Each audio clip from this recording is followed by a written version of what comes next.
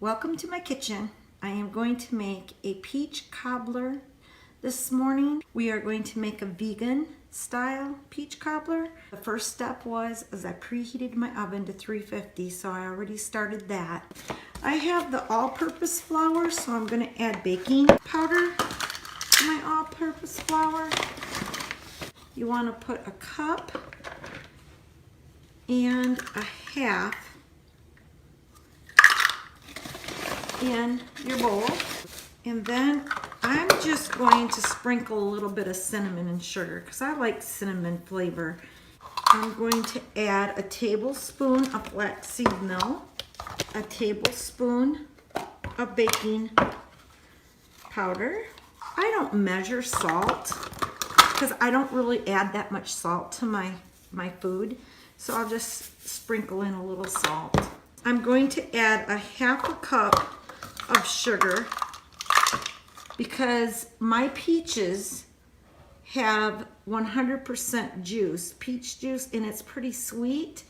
So for my sugar, I'm just going to kind of get a half a cup, not even quite, maybe, I don't know if you all can see that, but it's not all the way filled up, but that'll be enough sugar. Get all the little lumps out that you can. Probably a cup altogether of almond milk.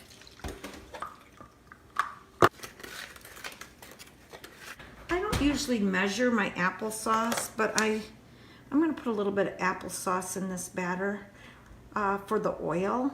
So, you know, I make my cakes a little different than a lot of people because I am a vegan and I have to kind of just go with it and hope for the best. Because I don't use eggs and I don't use oil. That's another thing.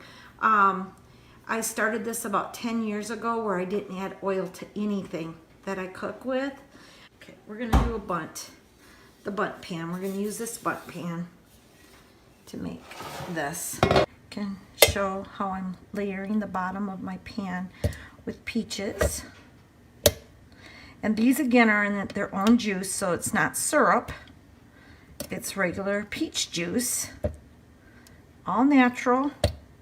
And I love a lot of peaches, so you guys, you might not want to use so many peaches. It's up to you how many peaches you have on the bottom of your pan, but I love peaches.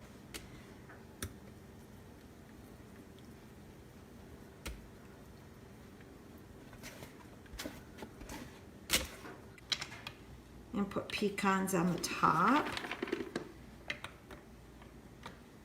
because a cobbler doesn't have to be dry. There you go. And now I'll stick it in the oven for about 45 minutes and we'll see what we have when it's done. So this is how it turned out, everyone. Our peach cobbler in our bundt pan. Now welcome to my kitchen. I am going to make so good. Well, it's a peach cobbler, everybody. Easter. Enjoy. And by the way, happy Easter. First of all, I want to turn on my oven, preheat my oven to 350 before I get started. Okay. I picked out these real ripe bananas because the riper the banana, the sweeter your banana bread will be. And I buy organic bananas to start with. Because I like as much as possible to buy organic. Okay, so what we're gonna do is we're gonna take a fork and we're gonna mash these really good, really well. So you wanna start with your bananas first. You wanna mash them, get them really mushy. Okay, and I think I've mentioned before that we eat strictly vegan in our home. So when I cook with, instead of eggs, I use flaxseed meal to replace the eggs. And usually what one egg is 1 tablespoon of flaxseed meal to 3 tablespoons of water, and you'll have your 1 egg. Now, a lot of times I don't measure my flaxseed meal out with my water. After 12 years of doing this, I kind of just go with it. And instead of milk, I use almond milk in my stuff. And then also, we followed a doctor about 12 years ago that was against all oils in our food. So instead of using oil in my food, like my cakes or my breads, I'll use applesauce in my food. My cookbooks are by John McDougall. And then I have a cookbook in here also by Esther Stein, Dr. Esther Stein. If I'm not saying those or pronouncing those accurately, I'm sorry. Please forgive me for that. I also have a complete gluten-free vegan book that I got from a friend of mine that I looked through here. And this one actually has oils in it and different things in the recipes, and I just replace it with applesauce or with some kind of fruit puree. So just to give it moisture. Okay, well, I got it pretty well blended here. I'm using all-purpose flour because that's all I have right now, but to make cakes and breads and different things like that, you'll probably want to use the self-rising flour. But because I don't have any here, I'm going to add baking powder, not baking soda, but baking powder to my flour. It'll make it self-rising that way. And so let's get started here. I want a cup and a half of flour. Okay. A half a cup of sugar, and like I said last time I cooked with y'all, I don't really add a half a cup, but you'll want to if you like your stuff sweet. I almost go to the half a cup of sugar. Sometimes in some of my recipes you'll see me putting stevia in instead of sugar, but this is about, I would say, probably 2/3. No, 2/3 would be more than a half a cup. Just a minute here. This is probably a 1/3. Whoops, spilled it there. 1/3 of a cup of sugar. I'm going to mix that dry ingredients together and get all the lumps out that you could possibly get out. A tablespoon of baking powder. I'm going to add allspice, and I'm only going to add like 1/4 of a teaspoon of allspice. And then I'm going to take some cinnamon, and this is mixed with sugar. I'm not going to put a whole lot in it, but I do like cinnamon in my stuff. For my flaxseed, like I told you, a tablespoon of flaxseed to 3 tablespoons of water is about what you'll need for an egg. But I don't do it that way myself. I just add it to my dry ingredients. So I'll add like 2 tablespoons of flaxseed meal to my dry ingredients. And then when I put in my cup of milk, it'll be plenty. And hopefully you can see that. It's really nice. So, I don't measure the oil. I don't measure the applesauce for the oil, but if it says, let's say it said a half a cup of oil to your cake mix, you want to do a little less applesauce than the half a cup. So if it says a half a cup, do maybe an 1/8 of a cup less than a half a cup, if that makes sense. I don't even know if that makes sense, but this is what I do, so maybe you guys can watch what I do. First of all, I want to add my milk, which is a cup of milk. You kind of want to add your milk slowly so you don't get lumps. Okay, so then you want to just mix up your batter with your milk. And I kind of just pour it in there. And that's probably about enough because you got your banana that's going in that's going to make moisture anyway. So, yeah. So that looks really good, everybody. I don't know if you can see that, but it looks really good. And another thing, when you do use applesauce instead of oil, you don't want to do a whole lot of stirring after that. It just kind of breaks down the cake mix, or your bread. In this case, I'm making a banana bread. So you just kind of just beat it a little bit, and that'll be it. And then now I want to add my bananas.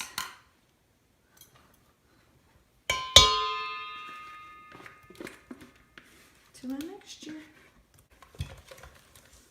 Looks really good. Okay. Then I like to use pecans.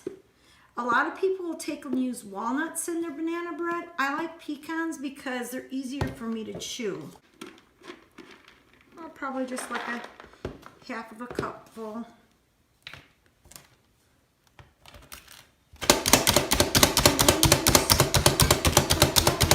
Smaller. Now you don't want to make them like a powder. You don't want to make it too fine. That looks great. That looks great. So then you just add those to your banana nut bread. And voila, it's done. I already got my bundt pan ready to go. And I use this spray so nothing sticks. And I just use very little. I'll even spray it and then wipe it out with a paper towel because I don't really like to use any kind of oils. But sometimes these pans, after you use them a while, they'll start sticking. And I don't really like that when that happens, and I'm sure you wouldn't either. So if you have to use a little bit of cooking spray, you can. But I think this is going to turn out wonderful. So you put it in the oven at 350. You preheat your oven, like I said earlier in the show, and then you put it in for about 45 minutes. And at 45 minutes, just check and make sure that it's done. Okay, my banana bread is done.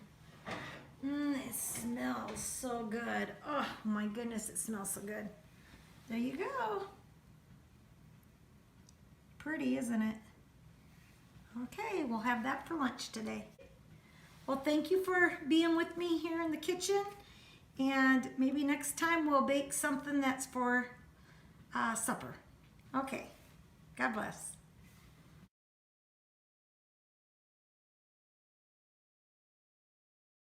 Hi, welcome to Mom's Kitchen, Cooking with Mom today. I had a couple questions I wanted to answer. Somebody asked me, because I don't use oil or butter, and I haven't for like 12 years, how do I flavor my popcorn, or how do I make popcorn? I have this air popper, and so I just air pop me a bowl of popcorn. And then I have this nutritional yeast flakes, and I'll just sprinkle that on. This stuff is really good, by the way. Very good, and very good for you. Or I might put some taco seasoning on it, or just salt and pepper. Or sometimes I just eat it without anything, and I like that too. And then sometimes what I'll do is do cinnamon and sugar if I want a sweet popcorn. But otherwise, yeah, I use the air popper. So that's how I make my popcorn. And then I was asked, what do you put on toast? So I toast, you know, the kind of bread that we like. And I'll take this, it's powdered peanut butter, and it's less fat. It's just 1.5 grams of fat per 2 tablespoons. So I just take 2 tablespoons, mix it up with water, spread that on my toast. Sometimes I will take just plain fruit jelly for my toast. And yeah, it's really good. So I don't even miss the butter. And then somebody asked me about potatoes. What do you put on your potatoes? Well, a lot of times we eat baked potatoes. And so we'll have salsa on them, or I'll make a pot of chili and I'll pour chili over the baked potatoes. Or sometimes I will just take some chili beans just the beans, and put it on there. Sometimes sweet corn on top of my potatoes. I mean, you know, just let your imagination go crazy, you know, because you can almost add just anything to a baked potato. You don't have to have butter. You do not have to have sour cream. Now I know everybody's looking, oh, gotta have my sour cream. But you know, I have found that green onions on top of a chili baked potato tastes like sour cream. I don't know if it's because usually back when I did eat sour cream, I'd put chives on it. And so I'm getting that taste, but it satisfies me. So maybe it would you. I just know that it's a healthier way to eat, and I chose to eat that way. So you do what you feel like you have to do, and all right, but that's what I do. Okay, so now I'm gonna get started on how I make pizza. I take and preheat the oven to 375. So I used to take and make crust with, you know, just make it and roll it out and put it on the pan and stuff. But I found these at a store nearby, and I decided to try them because this has 130 calories 3 times, and this whole thing only has 4 grams of fat. So I couldn't make probably a crust that would be that low in calories, maybe no fat, but that low in calories. So I decided to go with these. They're nice and thin. They work really good for the grill. I can remember last summer we didn't have any power. The power went out just as I was making these. And so we put on the grill, and right on here it says great for the grill. So I tried it, and they come out really nice. So anyway, you want to make sure you don't get this on your crust. I've done that a couple times. It's a freshener to keep your crust from going bad.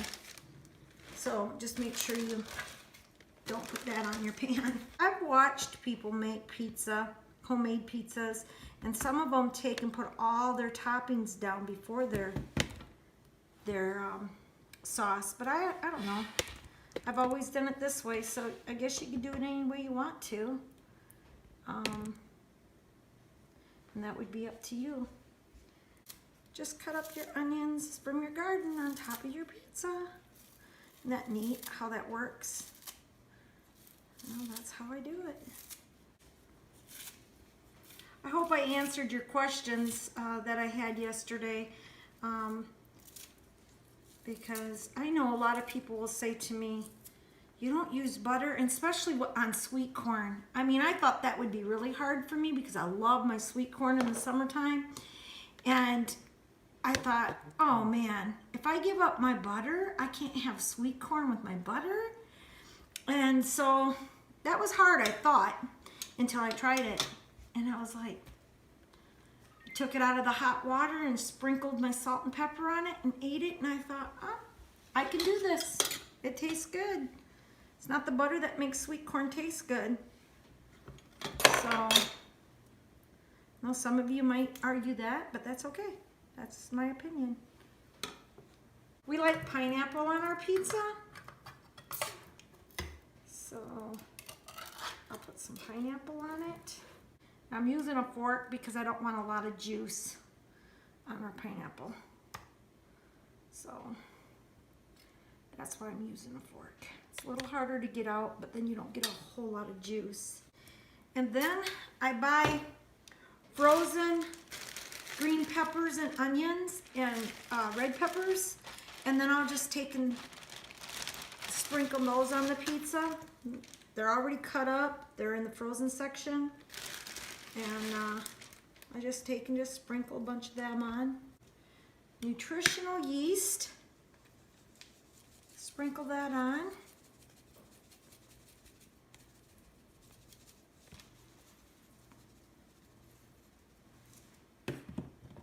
Some basil.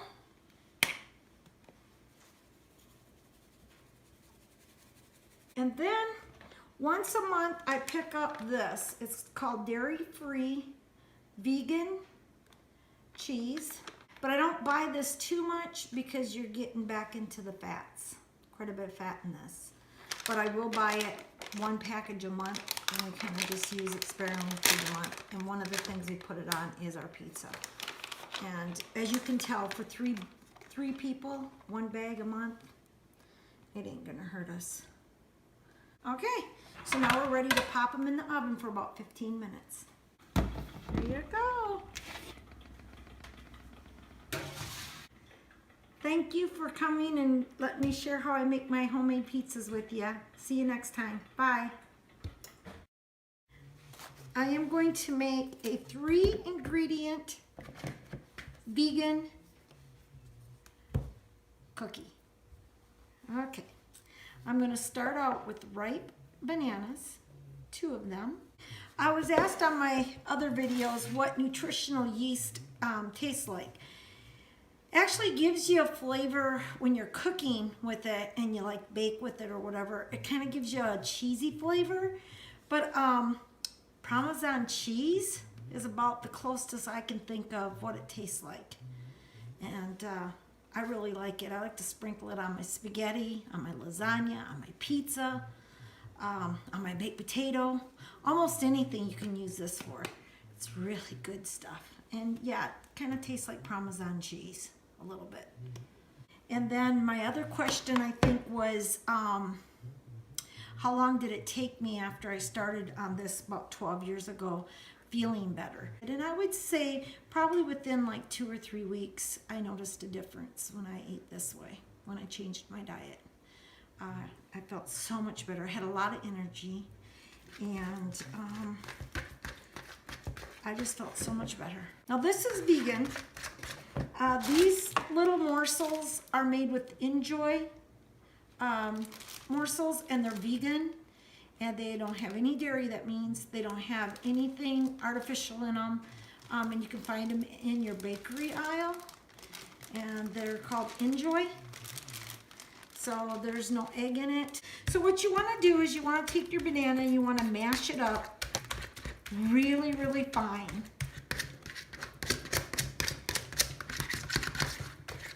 Okay, mash it up really, really fine. I got 2 bananas in here. So I'm going to start out with about 1.5 cups of oats. I'll start out with a cup and I'll stir it up and see if I need more. But yeah, so very healthy. You don't add any sugar because your bananas is your sugar, okay? So your bananas is your butter and your banana is your egg. So you see, it's so cool. It's so cool. So you want to mix that around really, really good. Squish it, squish it, squish it. Okay. Okay. Then you're going to want to take a cup of your oats. And we'll start, like I said, with a cup. I think I'm going to need more than a cup, you see.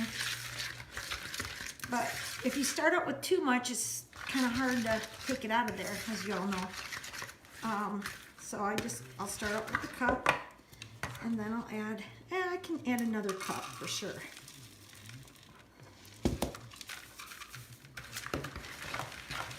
Oh yeah. So 2 bananas, 2 cups of oats. And I use the old-fashioned oats. I like that. Gives your cookie a really hearty taste.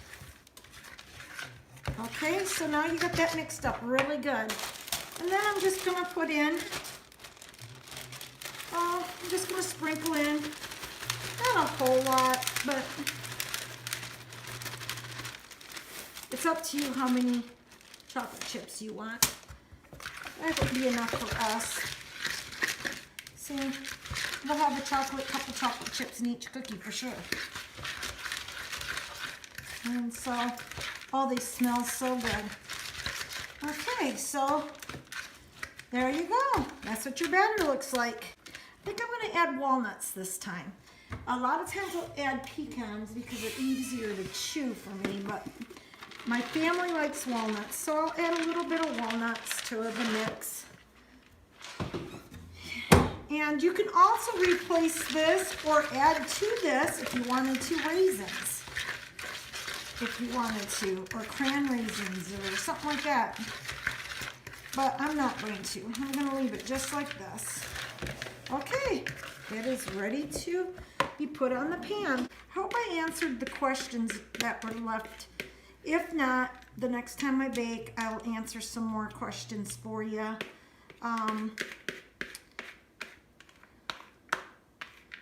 We just really enjoy baking here at Mama's Kitchen, and we really enjoy bringing you into our home. Okay, my cookies are done. Don't they look good? You need to check out this recipe.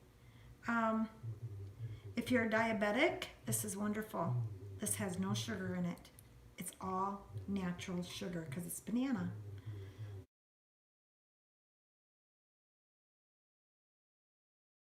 Thank you for joining me in my kitchen today, and have a wonderful night. Bye. I was watching some YouTubers in their kitchen yesterday, I think it was, and I noticed that they peel the potatoes before they make anything with their potatoes. Now, I don't know why they do that. Maybe they don't like peelings. I don't know. But most of your vitamins in a potato are right underneath the peelings. So I never peel my potatoes. So what I do is I wash them with water and vinegar, and I got a brush and I scrub them really good to get all the dirt and stuff off of them. But that's it. That's all I do with my potatoes. If they have a rotten spot, I'll cut that out or whatever. But I noticed that yesterday. All of them said, peel your potatoes and let's get started. I thought, well, that's something I don't do. I wonder if there's a reason. Maybe I should look it up. See, but I don't know.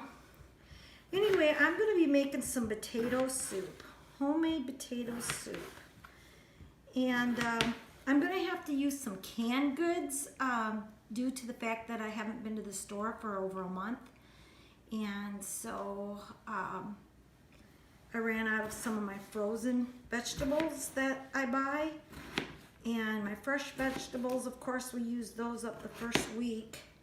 So today for my potato soup, I'll be using canned goods. But this is what I do, is I just cut up my potatoes. And really there's no science to it. Just cut them in little cubes any way that you're used to cutting them. And hey, if you take the peelings off, if that's how you like your potato soup, that's up to you. I was always told that the vitamins for the potatoes is right underneath the skin.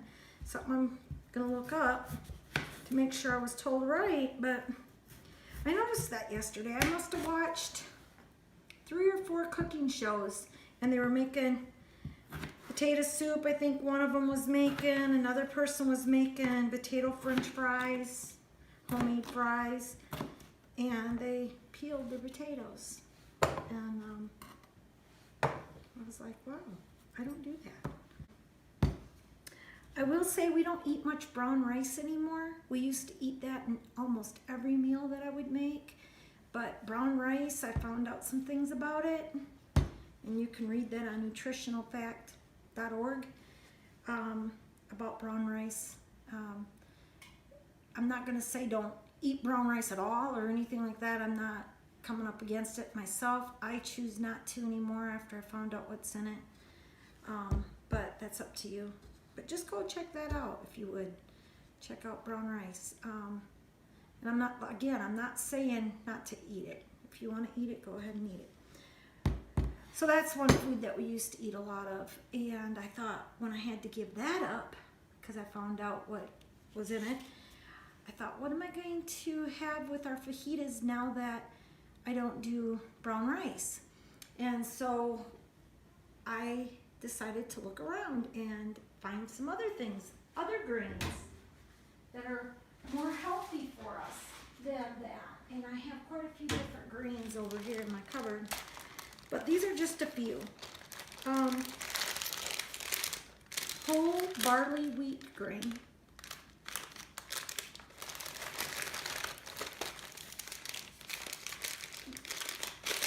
I'm not for sure how to say this. Italian barrio grains. I'm not sure if I said that right. It's Farro. I like those two, and I like this one. This is one of my favorites. Italian barley, really good. Barley's good at anything. You can add, I could add barley to this soup and just add to it. Maybe I will. I might just do that. It's so good. Barley's so good.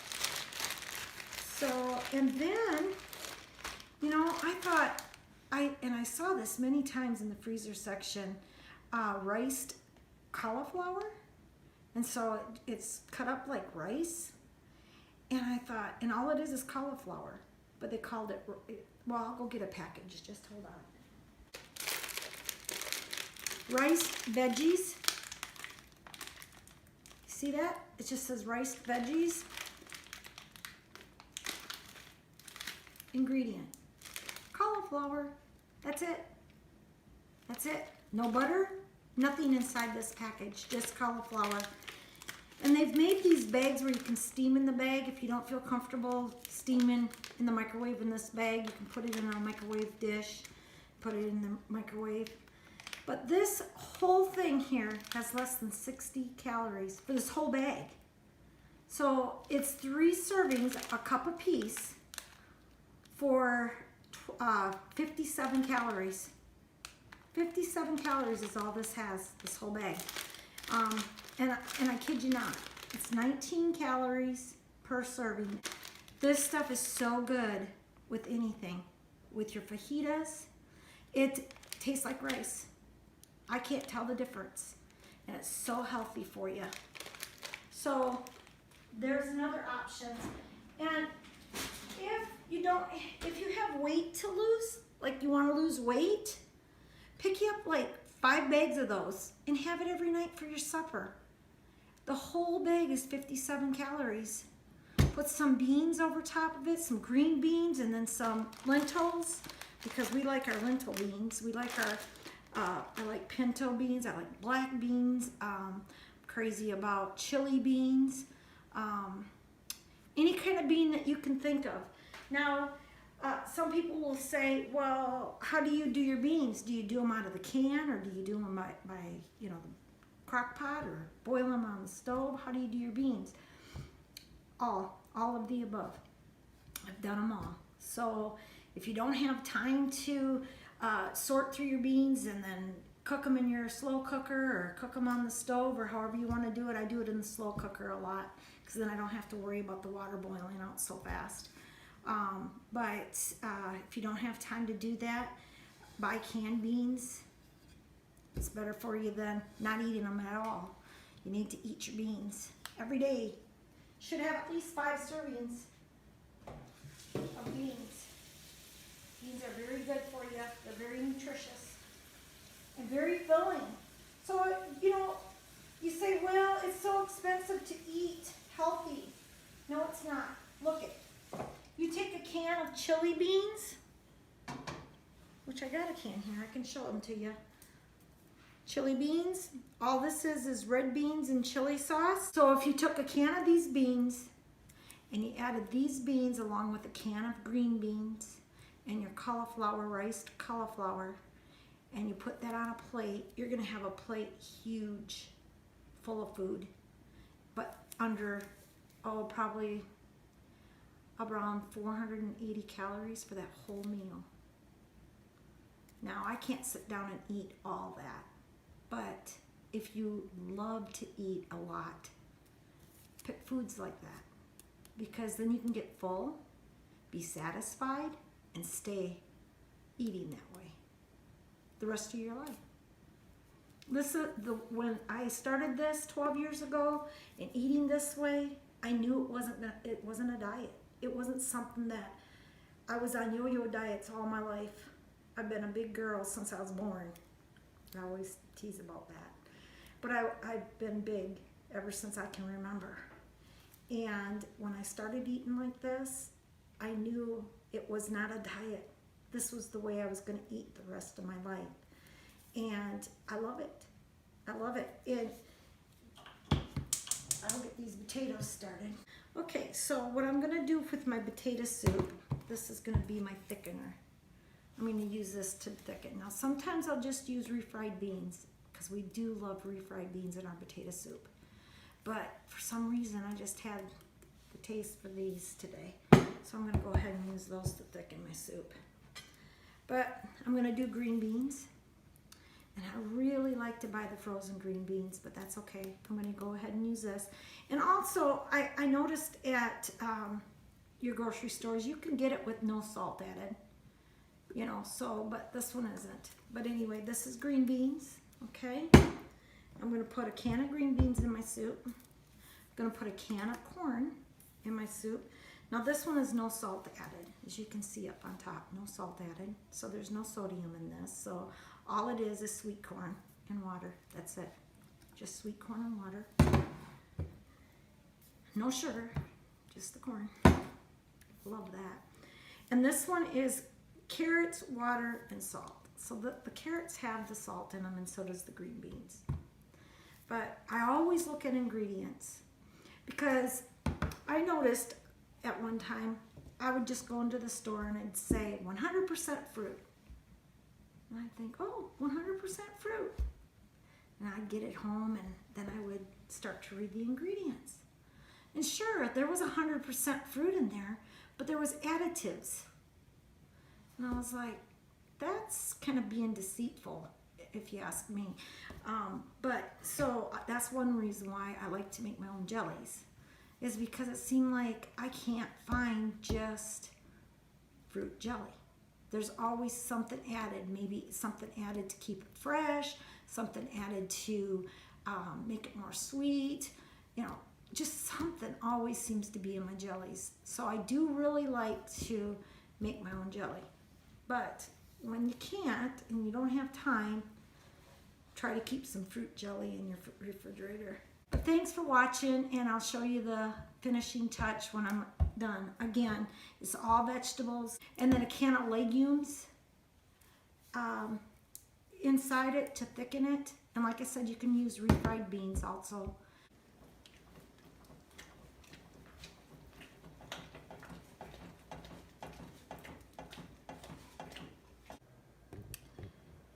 And this is the finishing touch of the soup that I made today. Can you see it? All right, we're gonna go and enjoy lunch. Bye.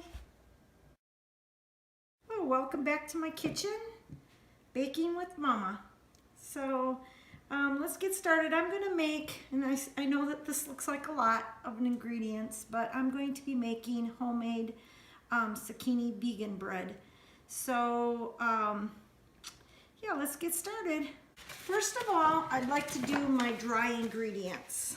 Okay, so let's start out with 2 cups of flour. I'm gonna make quite a bit here. So let's start out with 2 cups of all-purpose flour. These are 1/4 of a cup because they fit really good down in my bag here. So let's start off with 2 cups of flour.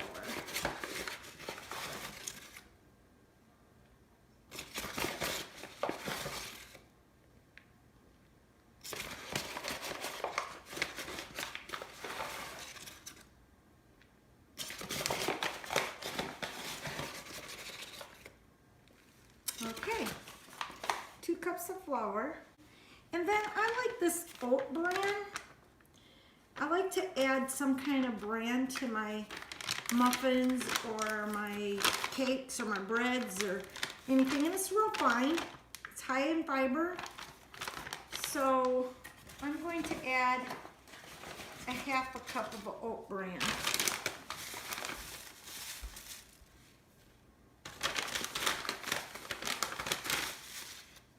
Okay, you just mix that together. And then I add 1 tablespoon of baking powder.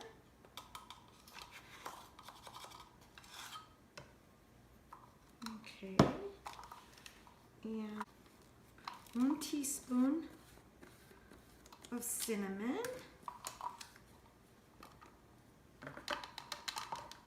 I don't add a whole lot of salt, but I'll just go with that. I don't measure my salt because I don't add a whole lot.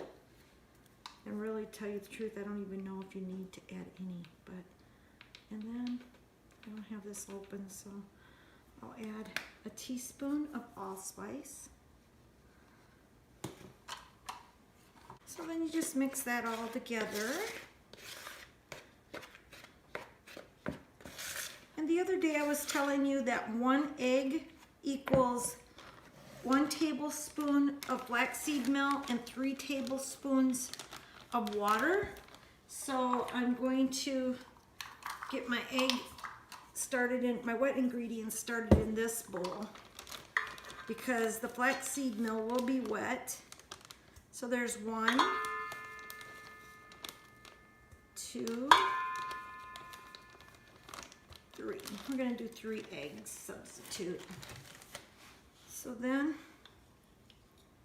1, 2, 3, 4, 5, 6, 7, 8, and then you just kind of beat it up.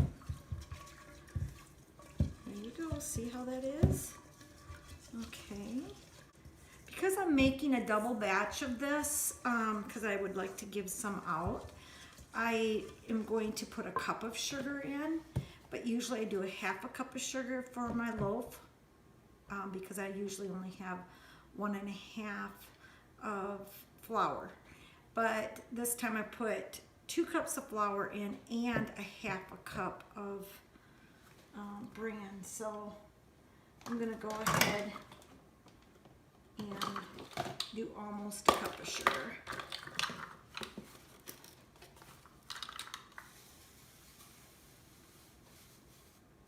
It's about 3/4.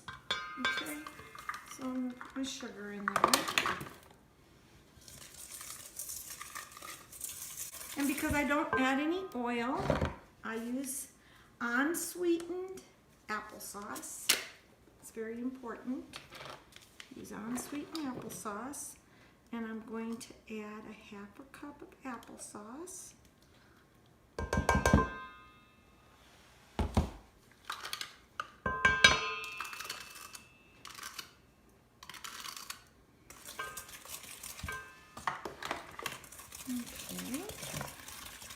Okay, so then I'm going to add my zucchini. My zucchini's from my garden, and so I froze it. So this is frozen zucchini from my garden.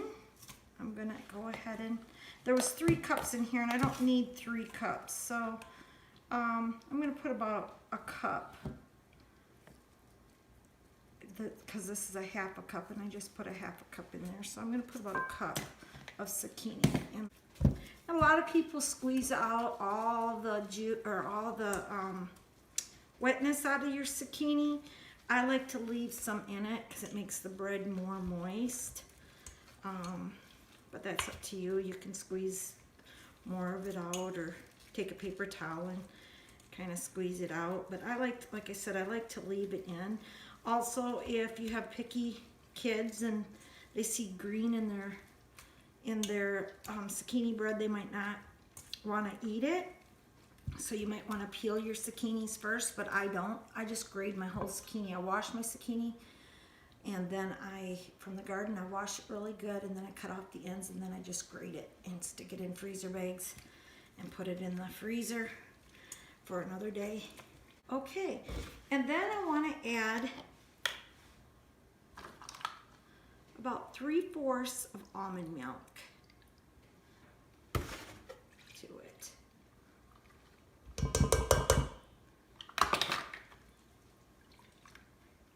Now, zucchini bread is something that takes at least, you can go ahead and check it after 50 minutes, but usually about an hour in the oven at 350. I'm going to go ahead and add walnuts.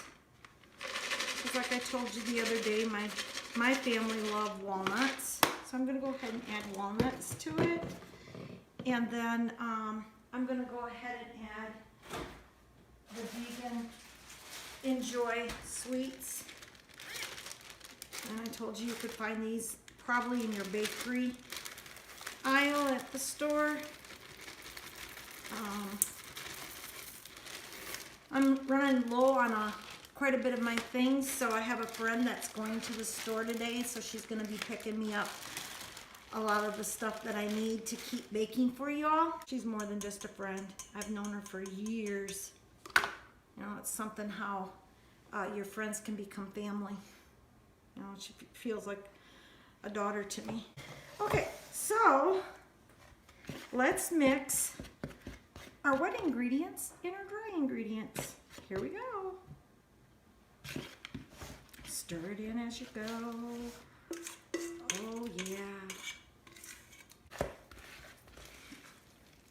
Okay, it's ready to go in our pan. And you see it's got kind of a form of bread. This is zucchini bread. So like it's not gonna pour out into your pan, but just put it all the way around your pan like that. And it will be great. All right, so I'll put it in here for an hour. It sure does smell good. And then if you wanted to just make it a little bit more pretty, you could take powdered sugar and just kind of sprinkle it on there and give it a little bit of white on there. But I'm not going to do anything with it. I think it's beautiful the way it is. So there's my zucchini Danish roll. And then my cake was done also, so I'll go ahead and pull that out and show you what that looked like. Now the cake, I actually went ahead and put some cran raisins in it to make it, to just have some more nutrition in it. And instead of sugar, in my cake, I used maple syrup, pure maple syrup. So made it a little bit more healthier. But yeah, just experiment. Try to eat as healthy as you can. And I'll see you next time. Bye. Good morning and welcome to Mama's Kitchen. The other day when I ended a video, I had said that I was going to make hummus for you and show you how you can make a really good sandwich spread. And so I'm going to make two different kinds. And this is really good on toast, on pretzels to dip in your pretzels in, or some celery sticks or carrot sticks, or use for sandwiches like subs. I mean, it's just really good on anything. Hummus is really good. What you start out with is some chickpeas. These are low in sodium, but I'm gonna go ahead and rinse them anyway. I like to rinse them off even though they're low in sodium because I'm making a spread out of them. Sandwich spread, so bring them over here to your processor, food processor, whatever you have. I have a Ninja that I use, but a blender will work. Okay, so then I'm using these they're sweet salad cubes because they're all broke up already, and so when they're in here, they'll get a little bit smaller in here.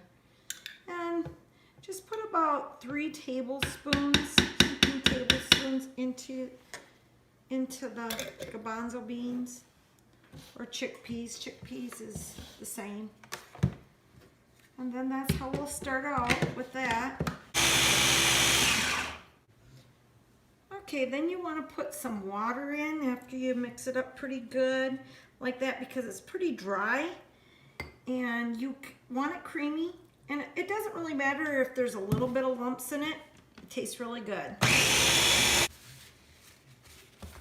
Oh yeah, that looks perfect. Perfect, perfect. When you get it made up, if you're making 2 different flavors like I am, just put your first flavor in a bowl, get it out of the way.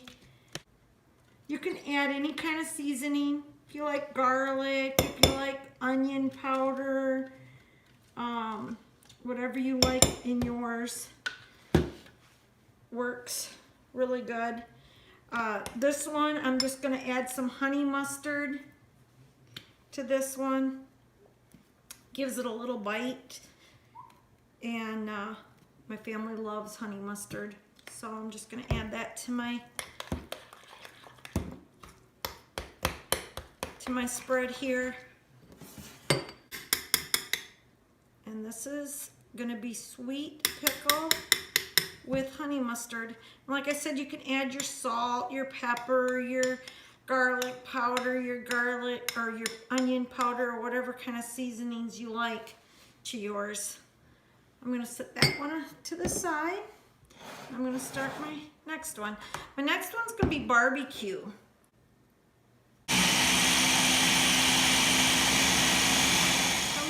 Add a little bit of water, not much, just a little bit of water, and then turn it on for a couple seconds, and that should be it. Oh yeah, looks great. Texture looks really good. Barbecue sauce, hummus. Oh, it looks so good. My family's gonna really love this on their pretzels, bagels, corn cakes, just about anything you can think of you can add your hummus to. Very easy recipe to make, no cooking involved, just rinse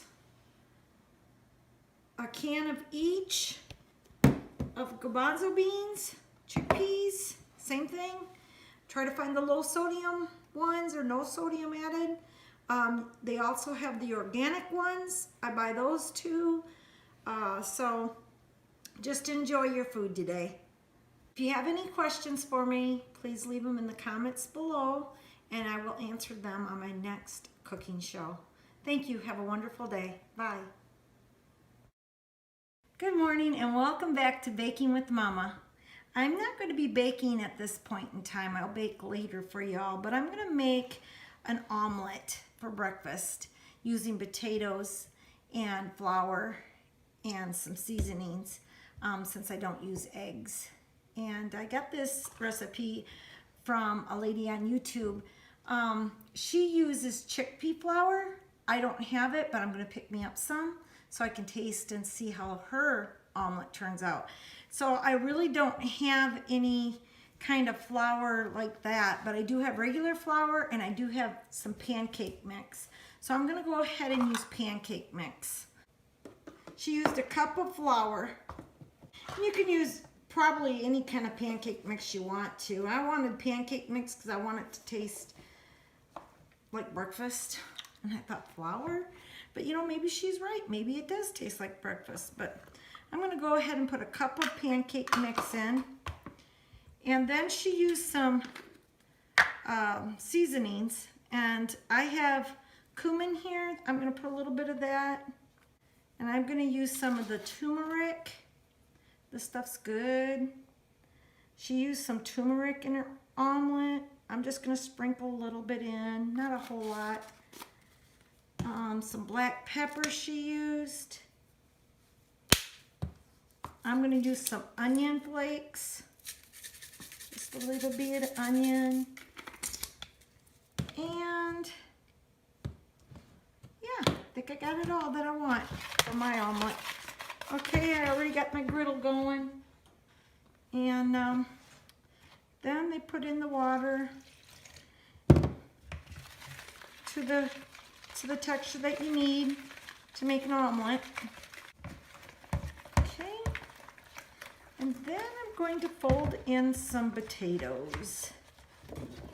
And those you want to just make sure they're cooked, diced, and you don't really want to squish them in there because you don't want mashed potatoes. But that's how you make a breakfast omelet. Okay, looking good, people.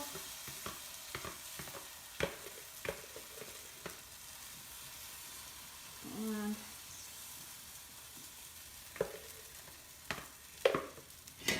I'll cover it up. I just flipped it, and now I'll let it cook on the other side. All right, so it's done. I'm gonna cut it in threes because there's 3 of us. I mean, it surely looks like eggs.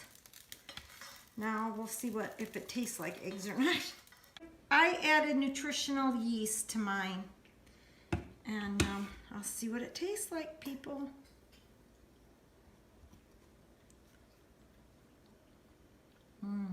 It's good.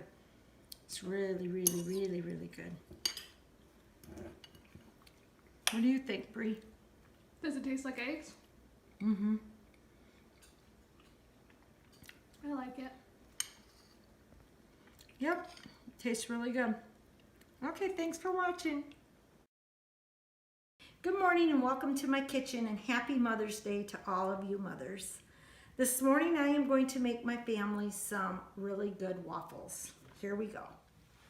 All right, I'm going to put in about 3 cups of waffle mix, and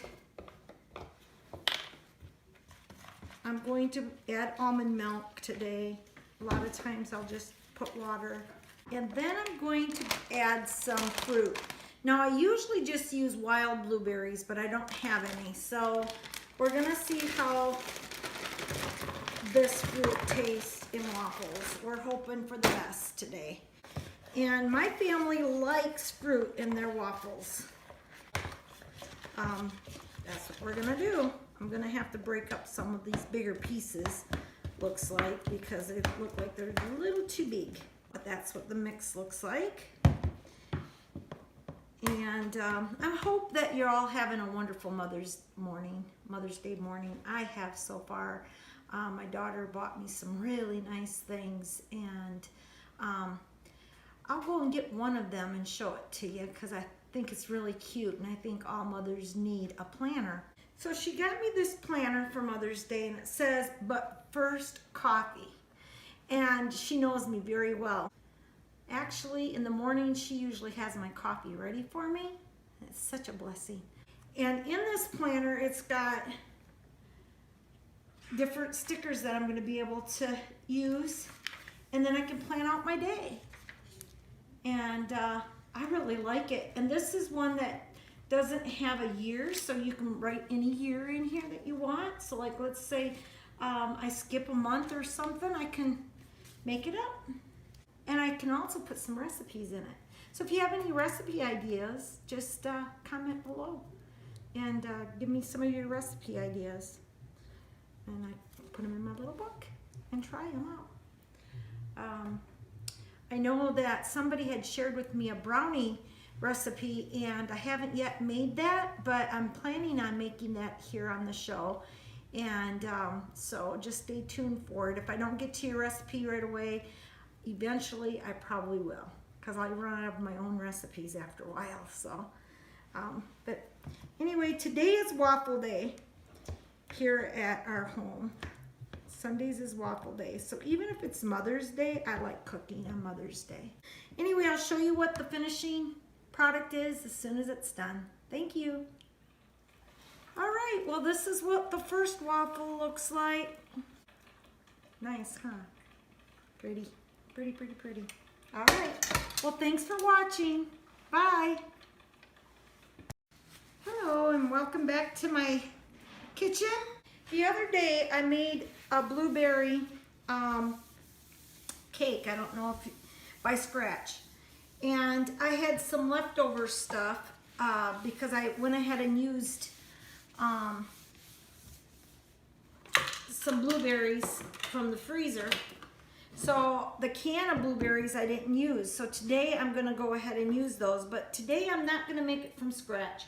I'm actually going to make it from a box. This is a fast meal today. So, you know, sometimes we get so busy in life that we don't have time to prepare our meals ahead of time. And we get home from work, or we get home from shopping, or whatever you're doing. And you're like, oh, now I got to make supper. What am I gonna make? It's gonna take an hour, and I'm hungry right now. Okay, so it says to preheat your oven to 425. 425, okay. And because I don't eat eggs or oil, I'm basically try to stay away from oil too myself. So I use applesauce for my oil, and I use flaxseed milk for my eggs. So I usually buy the organic flaxseed milk from Walmart. It's the Walmart brand, great value. It's organic and it's flaxseed. So that's usually what I use. And I add 3 tablespoons of flaxseed milk because this calls for 3 eggs. Well, actually it calls for 2 eggs. So, but I'll go ahead and just add a little bit more because I like flaxseed. It's good for you. So anyway, about 2.5 tablespoons of flaxseed milk. And 1, 2, 3, 4, 5, 6, 7, because I added a little bit more. And then stir it up because you want to do 3 parts of 1 part of your flaxseed for your egg.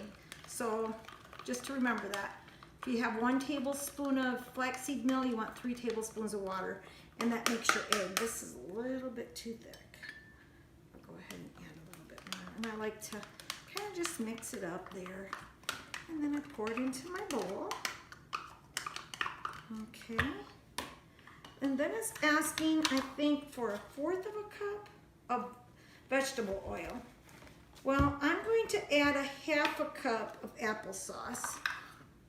And the reason why I'm doing that is because I had some leftovers from the other day of this blueberry stuff. And because I went ahead and did it by scratch instead of by the box, so I went ahead and just put it in here. So more or less I'm kind of doubling this.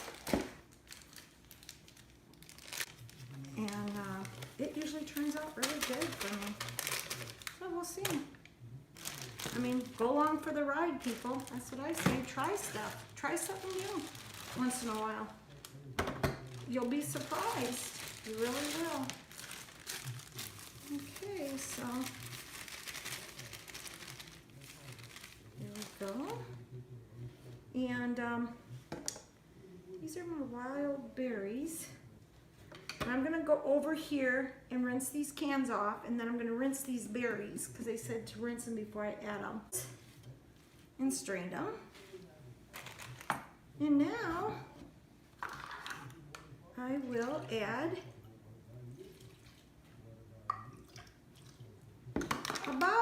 I added about 1.25 cups of water. Then you bake like I do. I usually bake at least 3 times a week. Either cookies or a cake like this or something. You kind of get the feel of it. Oh, that's too thick. I better add a little bit more water. And it's always good to start out less because if you get too much water and you don't have any flour on hand or you don't have any mix on hand, it's kind of hard to take it out, isn't it, once you get it in there. But this is perfect. I just added a little bit more water and now the batter is perfect.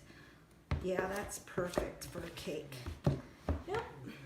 So I already got my pan ready, greased. And I actually just use cooking spray. I don't know if you can see that, I'm sure you can. And I usually just spray it, coat it. Sometimes I'll wipe it down if I get a little too much in, but this time I was good about that, so I won't have to do that. And just put it in your pan. I mean, I have more time now to bake and to cook and all that, but I still wanted a few of these on hand. It's Betty Crocker, wild blueberry. That's pretty good stuff. I just don't add the eggs and the oil like I said. I do add the water. Voila, it's ready to go in the oven. All right, so I'm getting ready to pull out my blueberry bundt cake. Looks good. I'm going to glaze it a little bit. What I'm going to use is powdered sugar and a little bit of almond milk. And I'm going to make it to where it drips off of the spoon. And I'll show that to you. So I pulled out the bundt cake, the blueberry bundt cake, and I'm going to make a glaze. And some people say, well, how can you make a glaze without butter? You know, but I don't use butter. So I'm just going to put about maybe 3 teaspoons. And this is a half a teaspoon, but I made it to where it went over the top. So about 3 teaspoons of that. And then I'll take a fork. And this is almond milk. It's unsweetened and it's vanilla. Flavored almond milk. So I don't need to put vanilla in it. And I'm making a glaze, so it's not going to be real thick frosting. And then I just mix it out.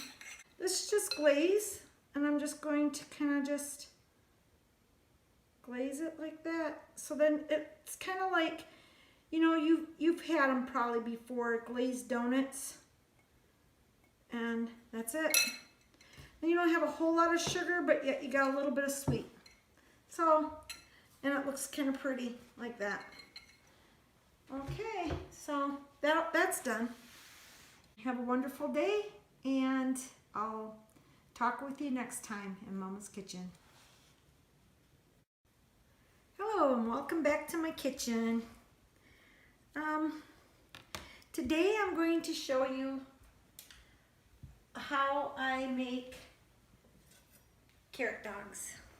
Well, it's very easy, but a lot of people wonder what we eat on our buns when we don't eat hot dogs.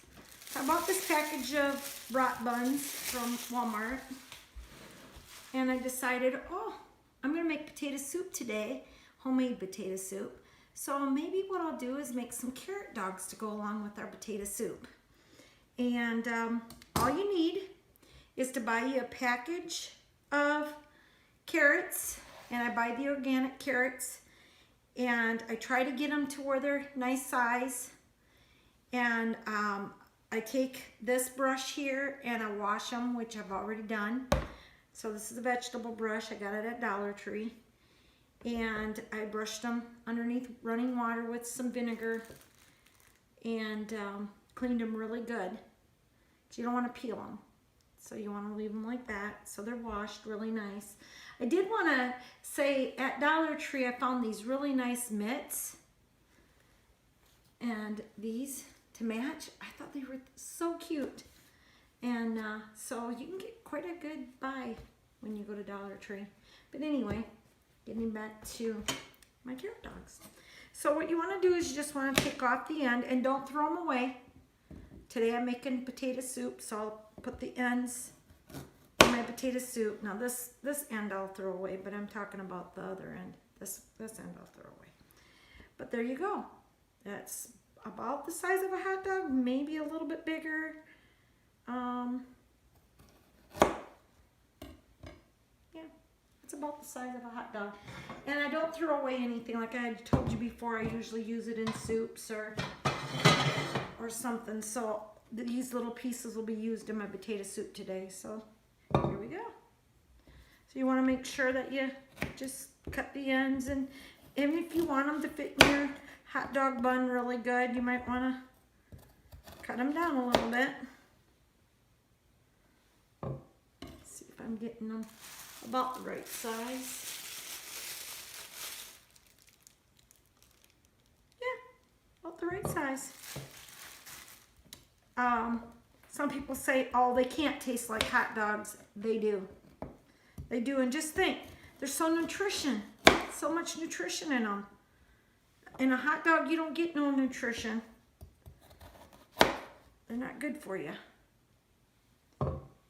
But I won't make you guys go through all this with me. But after I take and boil them to where you can get your fork in, they're nice and soft. Then I have a griddle over here, a little griddle that's in between my stove. This is liquid smoke, and sometimes I'll cut the carrot in half and just grill them and then put them on the bun. I myself don't like liquid smoke, so I just eat them like this with relish and mustard and ketchup and whatever you would put on a hot dog. And that is what we do for making hot dogs. So, pretty interesting, huh? Today I'm making my homemade potato soup. If you want to go to one of my recipes and see that. I did a fast potato soup for y'all. That's just basically all cans. And then I also did a potato soup on this channel from scratch. So go and watch that because that's what I'll be doing today. And I'll be adding all these carrot ends to my potato soup. So I stuck this bun in for 10 seconds. And then I like a little ketchup with mine.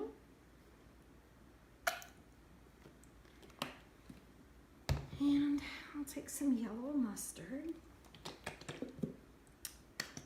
Ooh, exploded because I shook it, but that's okay. And I'm not real fond of the sweet pickles, so I might put just a little bit on. But I like the dill sandwich size pickles, like this. So I'll just lay it on the bun. And voila, you got your carrot dog. Okay, now I'm gonna taste it for y'all.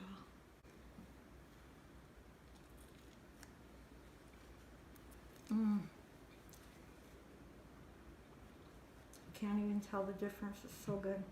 And just to think, it's carrot. Very nutritious, very good for your kids. You won't get leukemia from carrots. So, there you go. I hope you try it. I hope you enjoy. Well, you have a wonderful day, and I'll see you next time here in Mama's Kitchen. Bye-bye.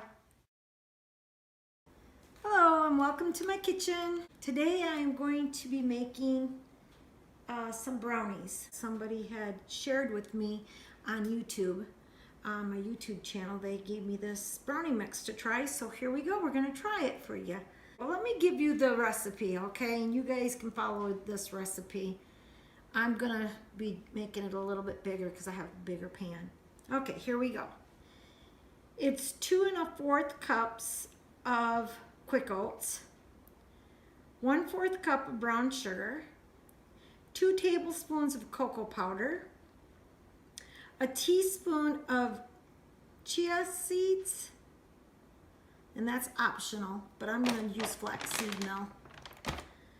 A 1/2 cup of unsweetened applesauce, 1 egg, 1 1/2 cups of milk, and 1 teaspoon of vanilla. And you set your timer for 350, your oven on for 350, which I already did that, and you bake it for 15 minutes in a 9x9 pan.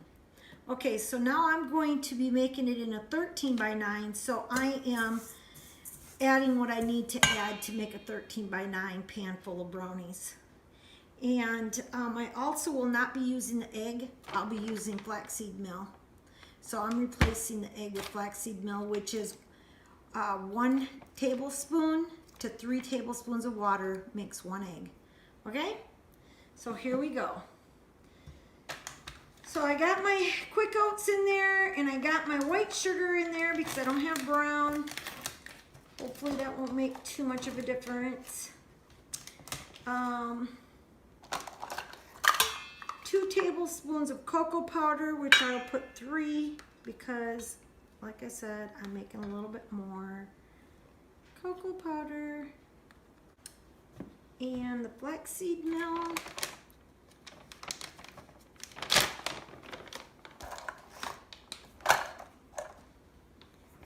Okay. Like I said, you'll want, this is optional, 1 teaspoon of this, but for my egg you got to do 1 tablespoon with 3 tablespoons of water. So I'll go ahead and make my egg up right now. So I'm going to add my egg, my vanilla,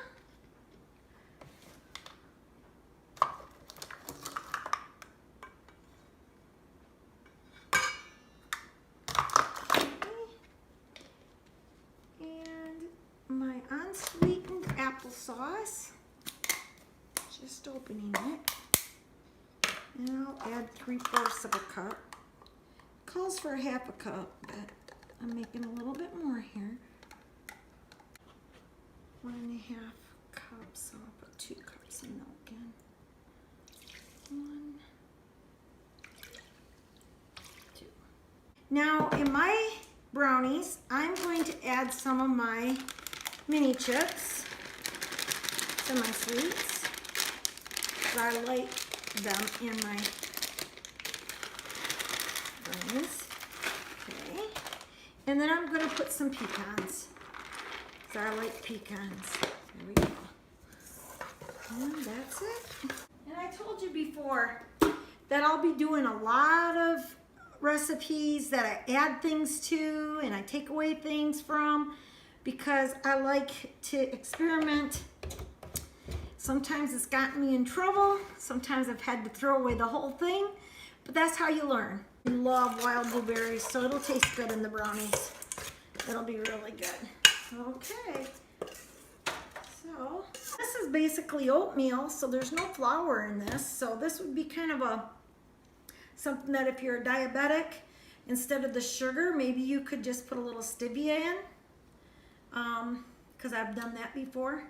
But we're gonna go ahead and put it in the oven. Okay, we'll take out our brownies and see how good they are. I'm sure they're gonna be delicious. Oh, look it. Look at how pretty.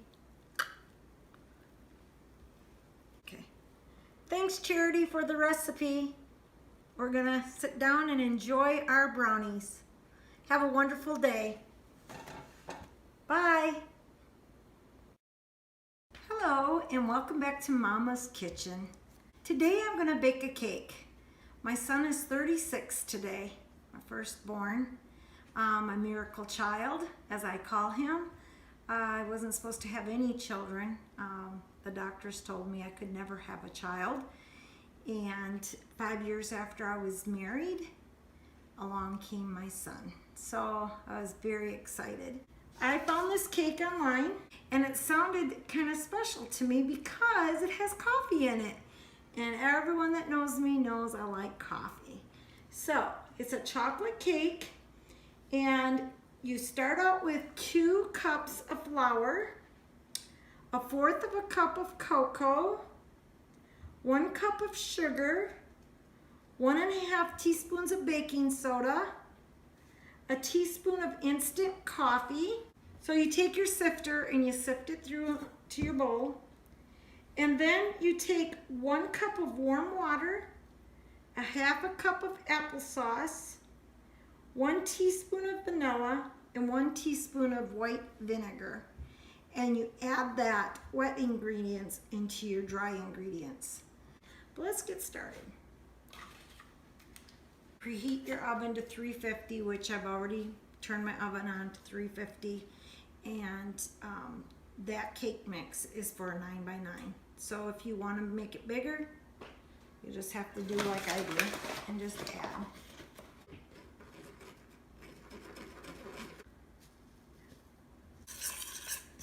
Okay, so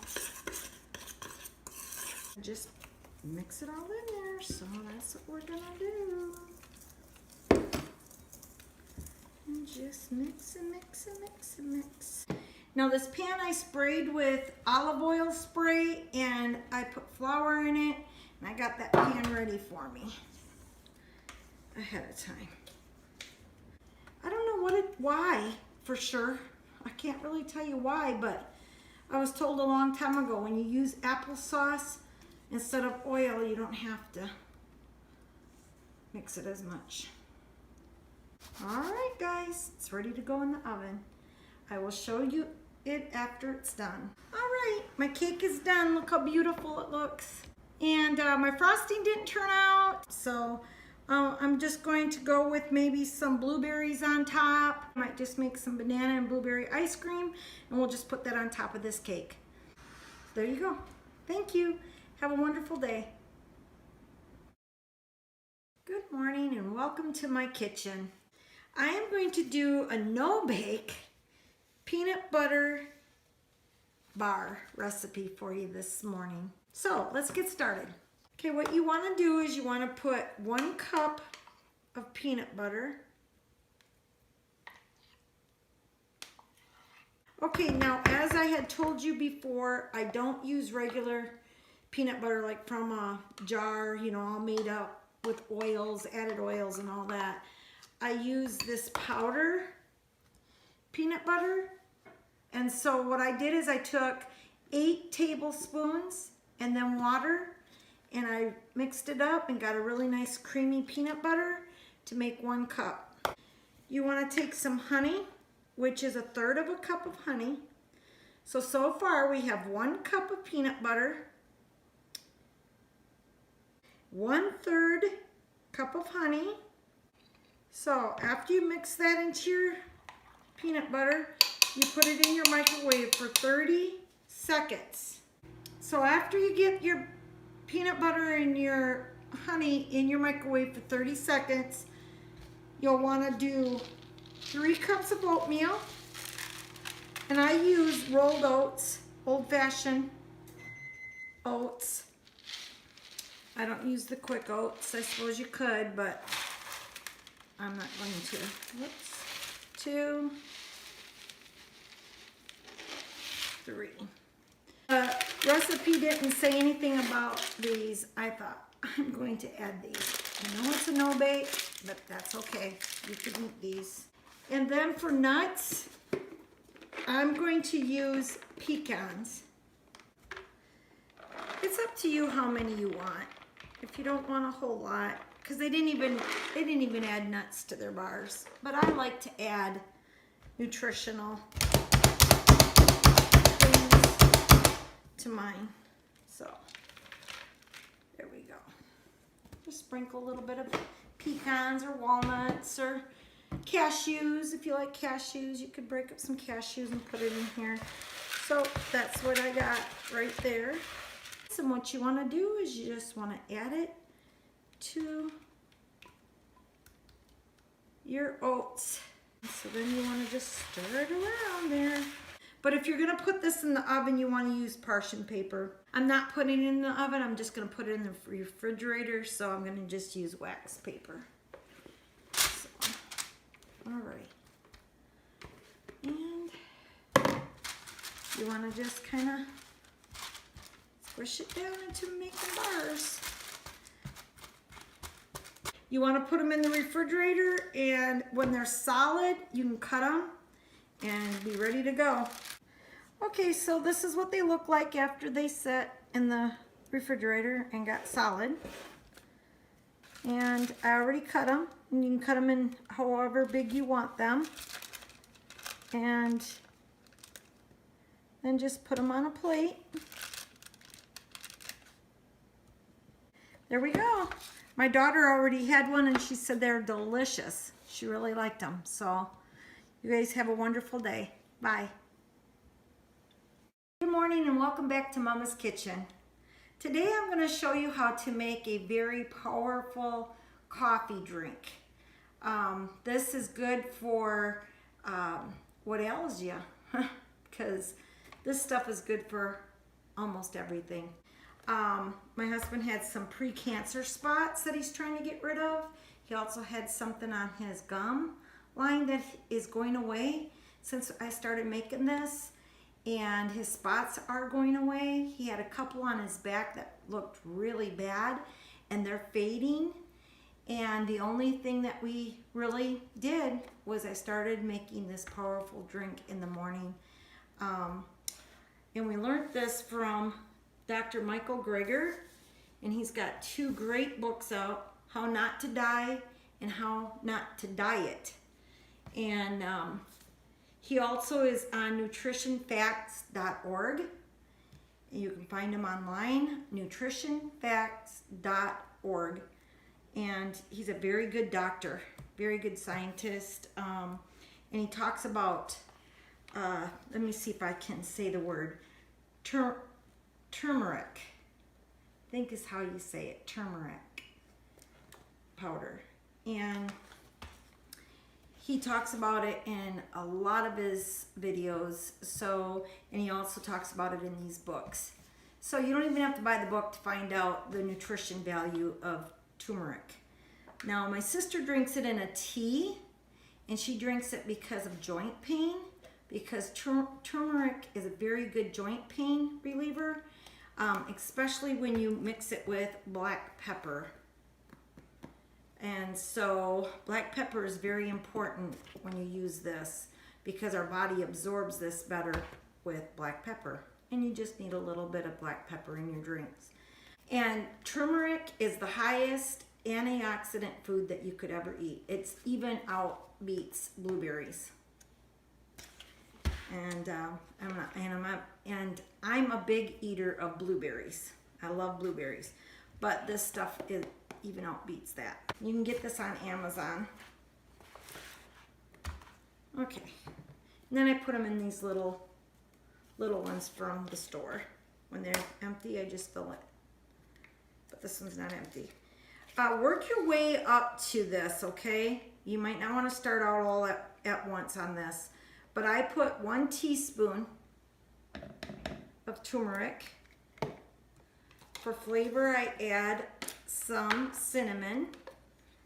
And I have my little half a teaspoon in here. And I don't fill it completely full. So it's probably like an 1/8. We like cinnamon, so I put a little bit of stevia for sweetener. Sprinkle just a little bit of stevia, especially if it's pure stevia. If it's the same as you buy in stores, they'll say use this as like you do sugar. So they'll say a teaspoon of sugar to a teaspoon of stevia. But this is pure stevia. You just need a little bit, and that you can also get this on Amazon. And then I just sprinkle a little bit of pepper, not much, in it. And the reason why I changed from sprinkling a lot of pepper in here, like an 1/8 of a teaspoon for a teaspoon of turmeric, is because we bought these on Amazon, and these are actually pepper pills. And then that way it's not such a bite in your coffee. And we just take this along with our turmeric. We'll take this with a glass of water. And what I told you earlier, it takes and helps you absorb what's in the turmeric that you need to keep in your body and not just pass through your kidneys and out. Because you want to keep this in your body throughout the day. So pepper does that. Okay? So, and you can find that on nutritionfacts.org with Dr. Michael Gregory, or Greger, I think you say it just Greger, but wonderful doctor for every illness that you might have. Cancer, pre-cancer spots, whatever, joint pain, back pain, which my husband is in a lot of pain with his back, so we're hoping this will start clearing it up, and I'll let you know in my later videos if that helped. And then you just take a blender, or I have my stick here I'm going to use, and you kind of just make your milk, just mix it up in your milk.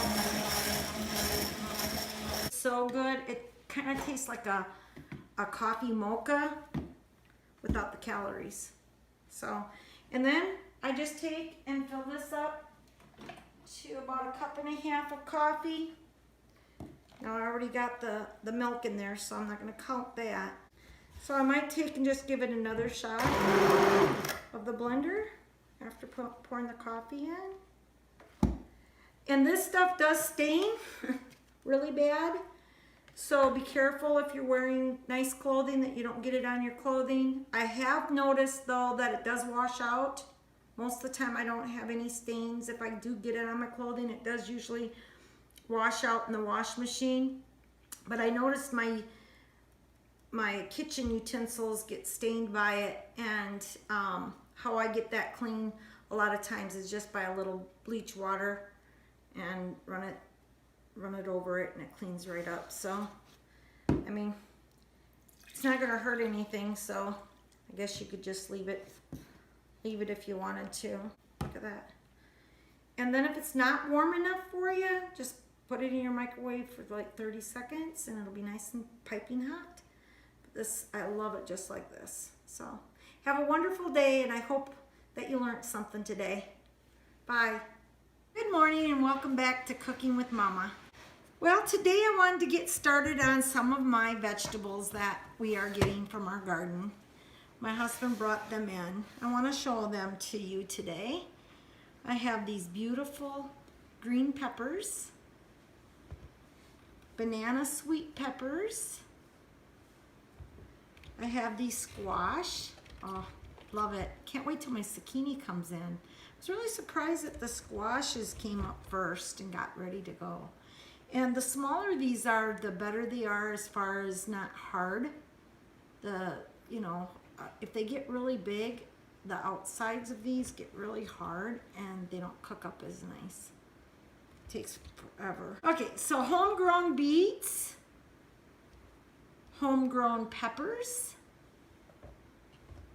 homegrown onions. The only thing that's missing in this delicious meal is tomatoes.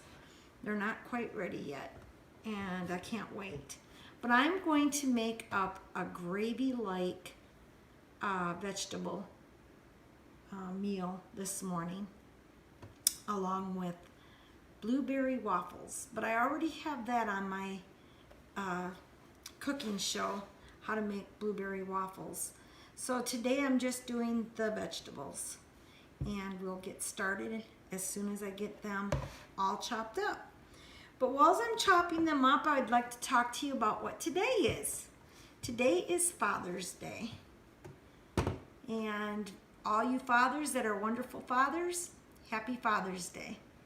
I had a wonderful father growing up, and also into my adult years. Wonderful grandfather, but he passed away 3 years ago. And he's with Jesus though, and that makes me so happy because one day I'll get to see my daddy again.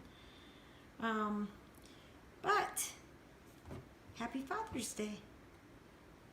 I already gave my husband his Father's Day gift this morning. I made up a really nice can of nuts, and also a card because he is a wonderful father to our children. And so let's get started.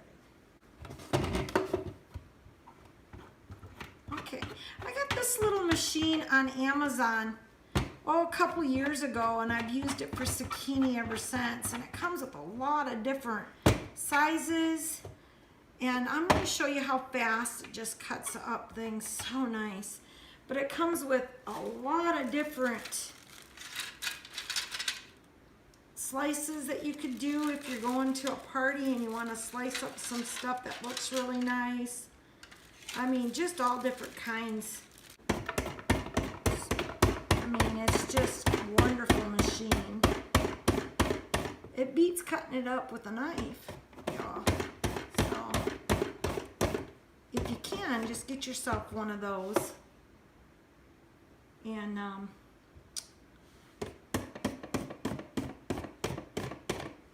I don't go too far down because I don't want to cut myself. So it does come with a protector guard,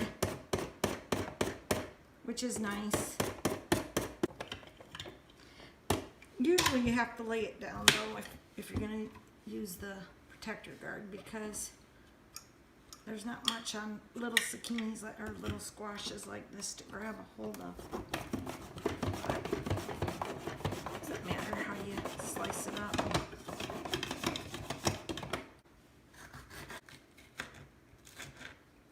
We are making a gravy sauce today out of vegetables. Now she just used tomatoes, and she used canned tomatoes, which I'm going to have to do that too because my tomatoes, like I said, are not ripe yet enough to take off the vine. So I don't throw away too much of anything because, like, I'll take and cut it up pretty small and put it in some water and put it to the side and make a soup out of it. a different day. Put it in the refrigerator, and probably tomorrow have a vegetable soup out of all this vegetables that are left over, like my greens. So let's get this started. And what I do is I just put a little bit of water in it. So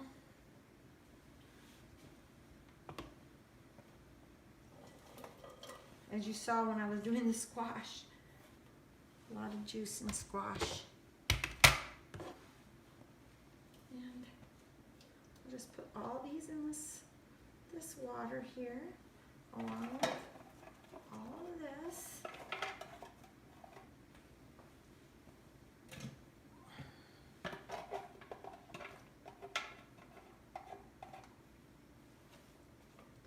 Oh, it's gonna be so pretty. Yeah, it's gonna be a pretty breakfast, along with blueberry waffles. I'm not a waffle eater, so this is gonna be really good with some grits, over grits. I love grits.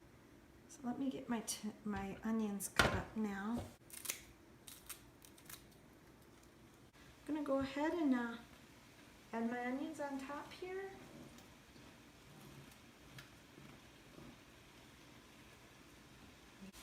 So on her recipe, what she did is she just put the flour in here and kind of stirred it around on her vegetables. I'm gonna try that. I got 1/4 of a cup here, maybe a little bit less. Of flour, I might use a little less. I wish that you all could see this, but I think that's probably going to be enough. So maybe like 3 tablespoons of flour of your choice. I have almond milk, and so I'm going to use almond milk. That tastes really, really, really good.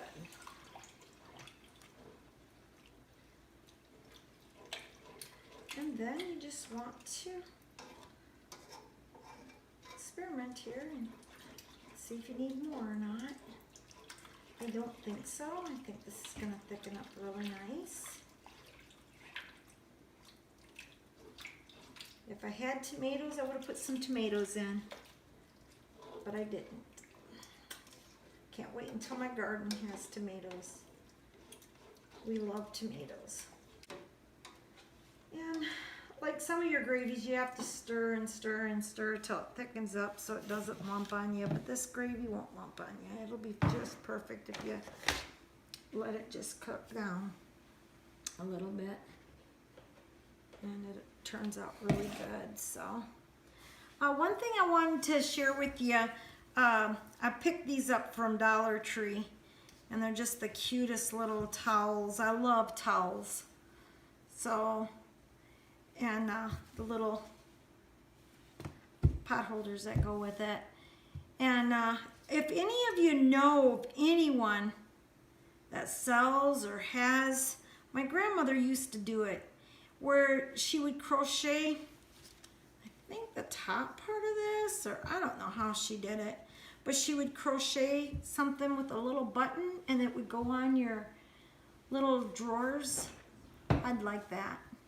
I'd like to know of how I can get some of those. So if you know, just leave a comment below. All right, well, I'll let you go now for the day. You guys enjoy your gravy, and over biscuits, over grits, maybe over waffles. I don't know. I'll let you know how that all turns out on my next video. Have a good day. Bye. Good morning and welcome to my kitchen. Today for lunchtime I'm going to be making something that contains pinto beans, and because I was hungry for pinto beans this morning. So I decided to make a casserole using pinto beans as my main bean.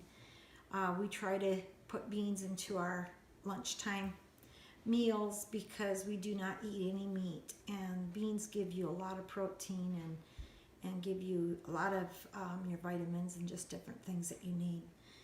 And so, and a lot of energy too, I've noticed when I eat beans of either black beans, pinto beans, kidney beans, whatever, I have a lot more energy that day and I'm not as hungry feeling. So anyway, this meal you can make for around $5 and it'll feed 4 or 5 people, 3 to 5 depending on your family and how much they eat. And what you do is you want to add a can of pinto beans. And don't drain them, just add them in there. A can of tomatoes of your choice. I can't wait till my tomatoes are all ripe in my garden and then it'll be all fresh. A can of whole kernel corn. A can of potatoes. And you can also, if you have time and you want to peel some of all this stuff up and do it like that, you can do it like that too. But this is something fast. This is a fast meal and very cheap. And then the only can that I drained is my beans because I got enough liquid with the other. So my beans were drained. Okay.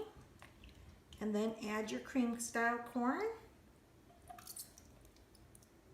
I might have to get a bigger pan. So maybe it'll feed like 6. Let's see, I don't know if you can see that.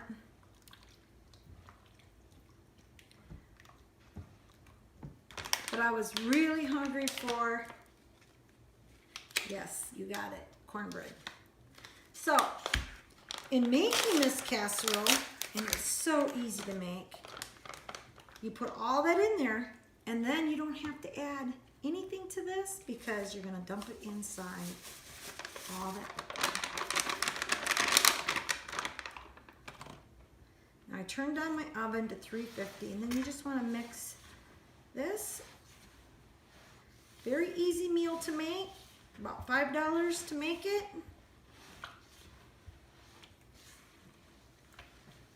Very easy to make. Oh, that's turning out beautiful.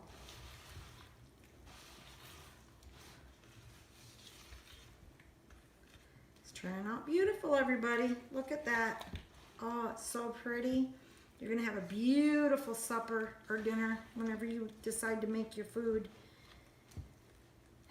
And then I didn't spray my pan, but I usually spray my pan.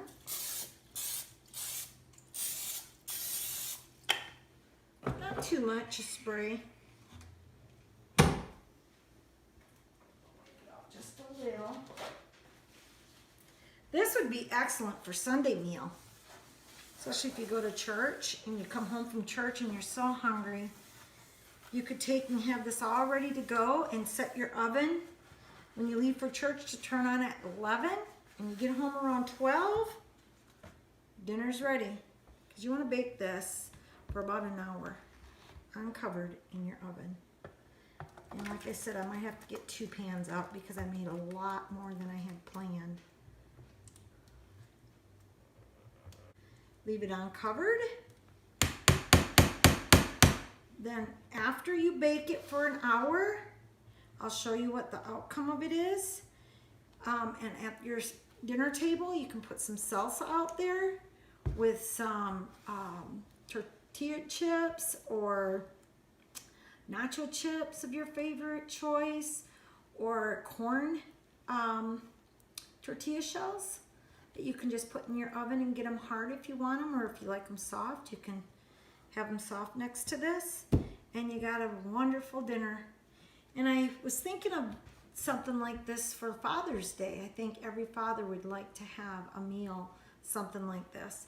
Also, to those that eat meat out there and you want meat with this, fry you up some ground beef and drain the fat off of it and add that to this, and you'll have your meat inside your casserole. Of course, it's going to cost you more, but you have a wonderful day, and I'll show you what it looks like when it's all finished. Okay, so this is what my casserole looks like. Isn't that beautiful? Let me cut into it and show you a piece of it. Okay, then you just want to cut it. Oh, I don't know how big pieces that your family likes to eat. Ours usually I just cut it like halfway on one side. Okay. And then just put some salsa down. And a few chips of your choice.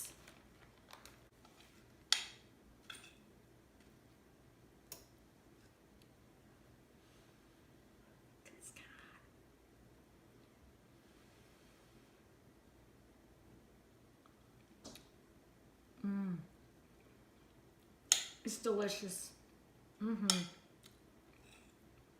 Your family's gonna love you. Well, you have a wonderful day, and I hope you enjoyed this video. Bye. Good morning, and welcome to Mama's Kitchen. My daughter has a Maltese little dog, and we're trying to find treats for her, and we looked online and found that we can make them ourselves out of food that we make us without adding certain things. So I'm just going to let you know what they are today, and then I'm going to add the rest of what I want for my cookies. So let's get started. Okay, first you need 2 ripe bananas,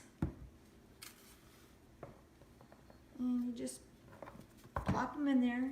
I usually buy organic bananas, and they seem to hold up better than the other ones.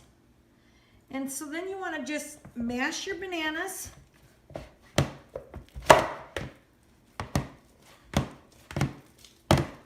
Really nice and gooey. Mashed bananas are. And you just want to get them nice.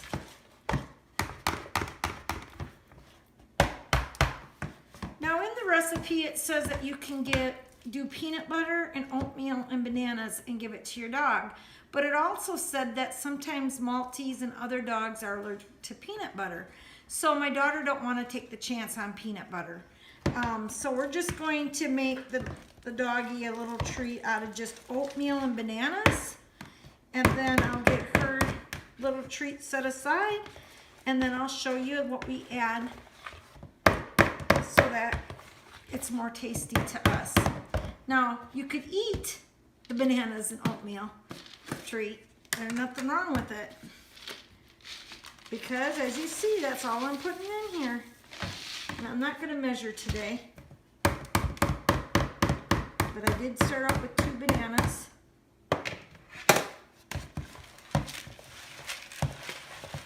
And then the oatmeal. You just want to have it to where it kind of, the oatmeal sticks together by the bananas. You don't want to add no honey or sugar or anything, although another recipe that I looked at said that it doesn't hurt the dogs to have a little bit of honey, but why add it if you don't need it? And I sure don't need it. So I'm not adding any other sugars to this mix, just my bananas. Okay, you want to turn your oven on to 350. Preheat your oven to 350.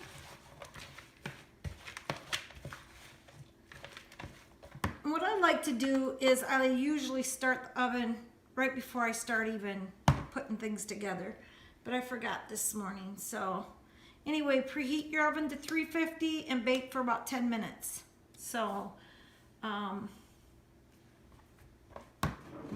she told me not to make the Maltese too much because she doesn't even know if she'll like it.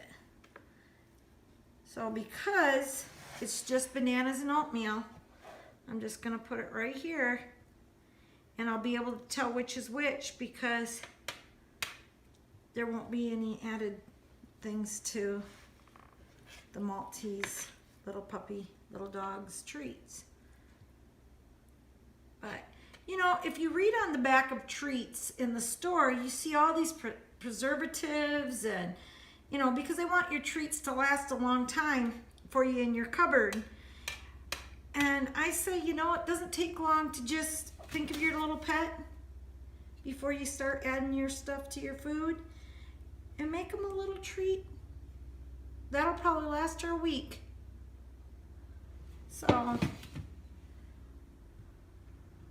my daughter will just break off little pieces every day and just give her a little bit of it. So that's it.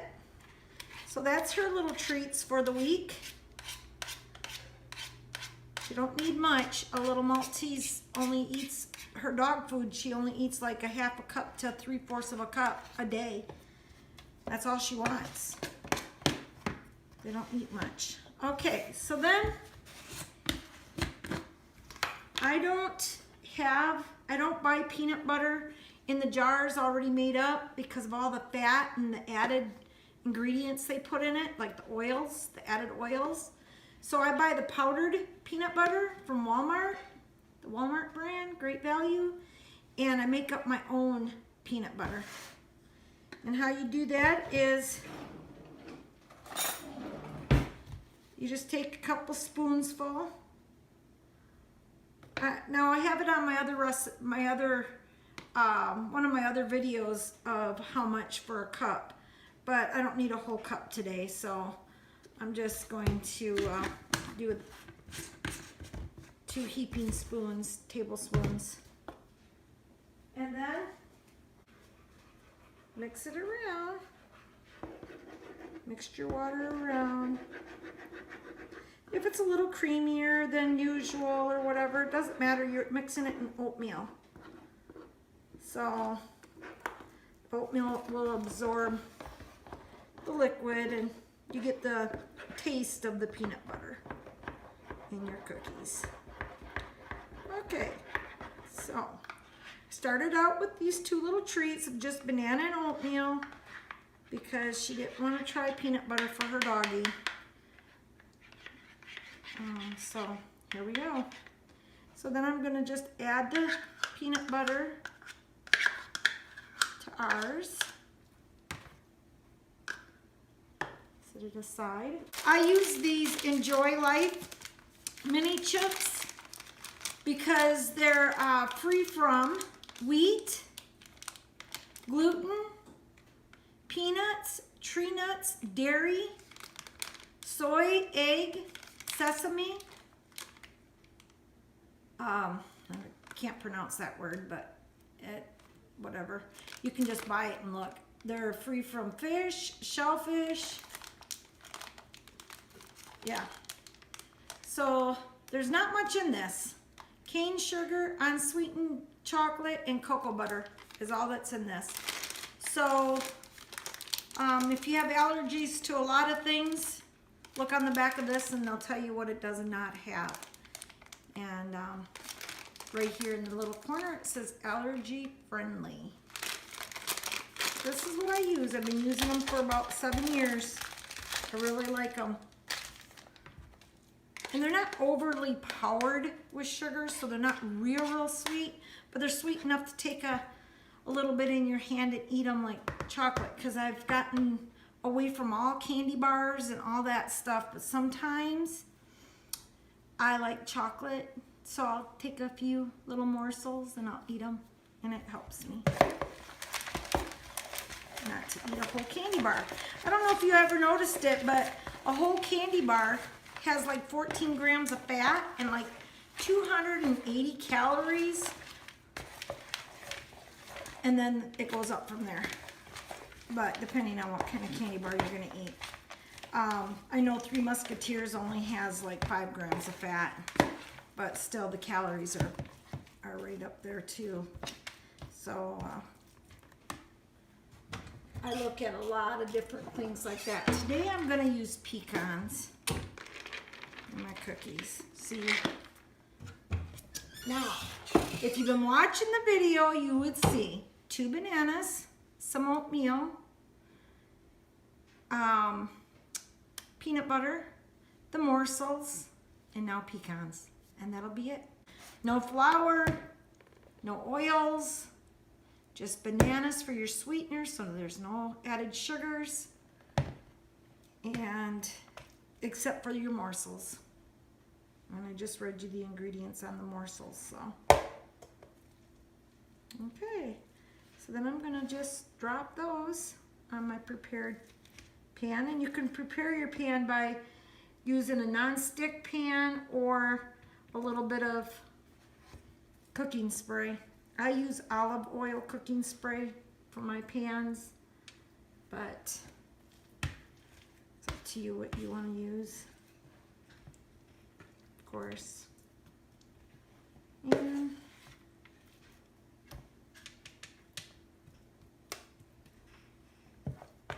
it makes quite a bit. I thank you all for watching my cooking videos.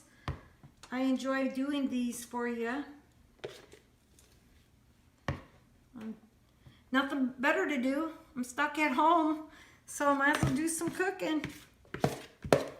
My mom wants me to sing on one of my videos, and I've pondered it, and I don't know if I should do any singing for y'all or not, but my mama, she wants me to sing so bad. I talked to her, when I talked to her, she said, will you please sing a song? I'm like, oh, I don't even know what song to sing. Of course, you know, I grew up with Loretta Lynn and Tammy Wynette and Patsy Cline records. And so my mama just loved them, so guess what?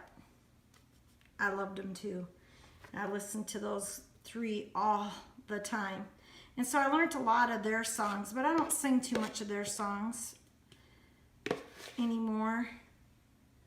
I haven't sung, I don't think, Loretta Lynn's songs or Patsy Cline songs in quite a while. If you have a song out there that you'd like to hear me sing, maybe you can just comment below on a song that you'd like me to sing, and if I can do it, and I feel like I can do it for y'all, I'll do it. Otherwise, I'll try to sing something else. I also like gospel music, the old-fashioned gospel music, like Mansion Over the Hilltop and Consider the Lilies and Sweet Rose of Sharon. I forget the title of that song, but I like old songs like that, or Just a Closer Walk with Thee. That's on a Loretta Lynn gospel record, actually, that we used to listen to all the time. Just a Closer Walk with Thee. And really like that, or Now Let Us Have a Little Talk with Jesus, or What a Friend We Have in Jesus. Just a whole bunch of songs that I used to listen to. So I really like those too. But maybe you got a song that you want me to sing, and I'll, like I said, I'll try.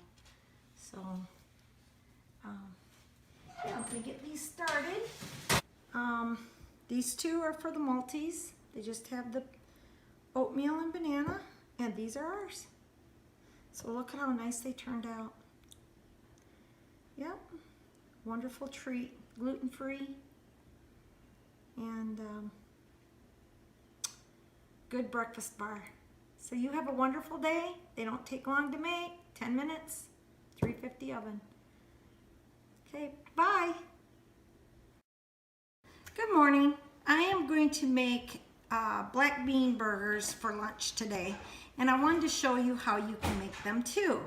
Now, in black bean burgers, you can use oatmeal, or you can use millet, you can use rice, whatever you want to use, you can use. I'm using millet because I had some left over that I froze, so I'm going to go ahead and just use this for my black bean burgers today, but you can also use oatmeal. And then for your spices, you can use any spices you want. Today I'm going to use some basil. I'm going to use some nutritional yeast so that I have my vitamin B12, because this has lots of vitamin B12 in it, plus a lot of other nutritional things in it that are good for your nutrition. It also has fiber in it. So anyway, I'm going to use basil, nutritional yeast. I'm going to put some barbecue sauce in mine, some cilantro, tomatoes from my garden, and some onions from my garden. And then, of course, a can of black beans. So let's get started. Usually I'll take and rinse my black beans off, but today, because I want the juice to be the flavor of the black beans, I'm gonna go ahead and just leave it all in here. The reason why I do rinse it off usually is because of the sodium, but today I'm not going to do that. So I'm just going to take and put a can of black beans in the bowl. Okay, and then I'm going to add this until, oh, maybe 1 or 2 cups of this that's cooked up. You want to make sure it's cooked to get texture.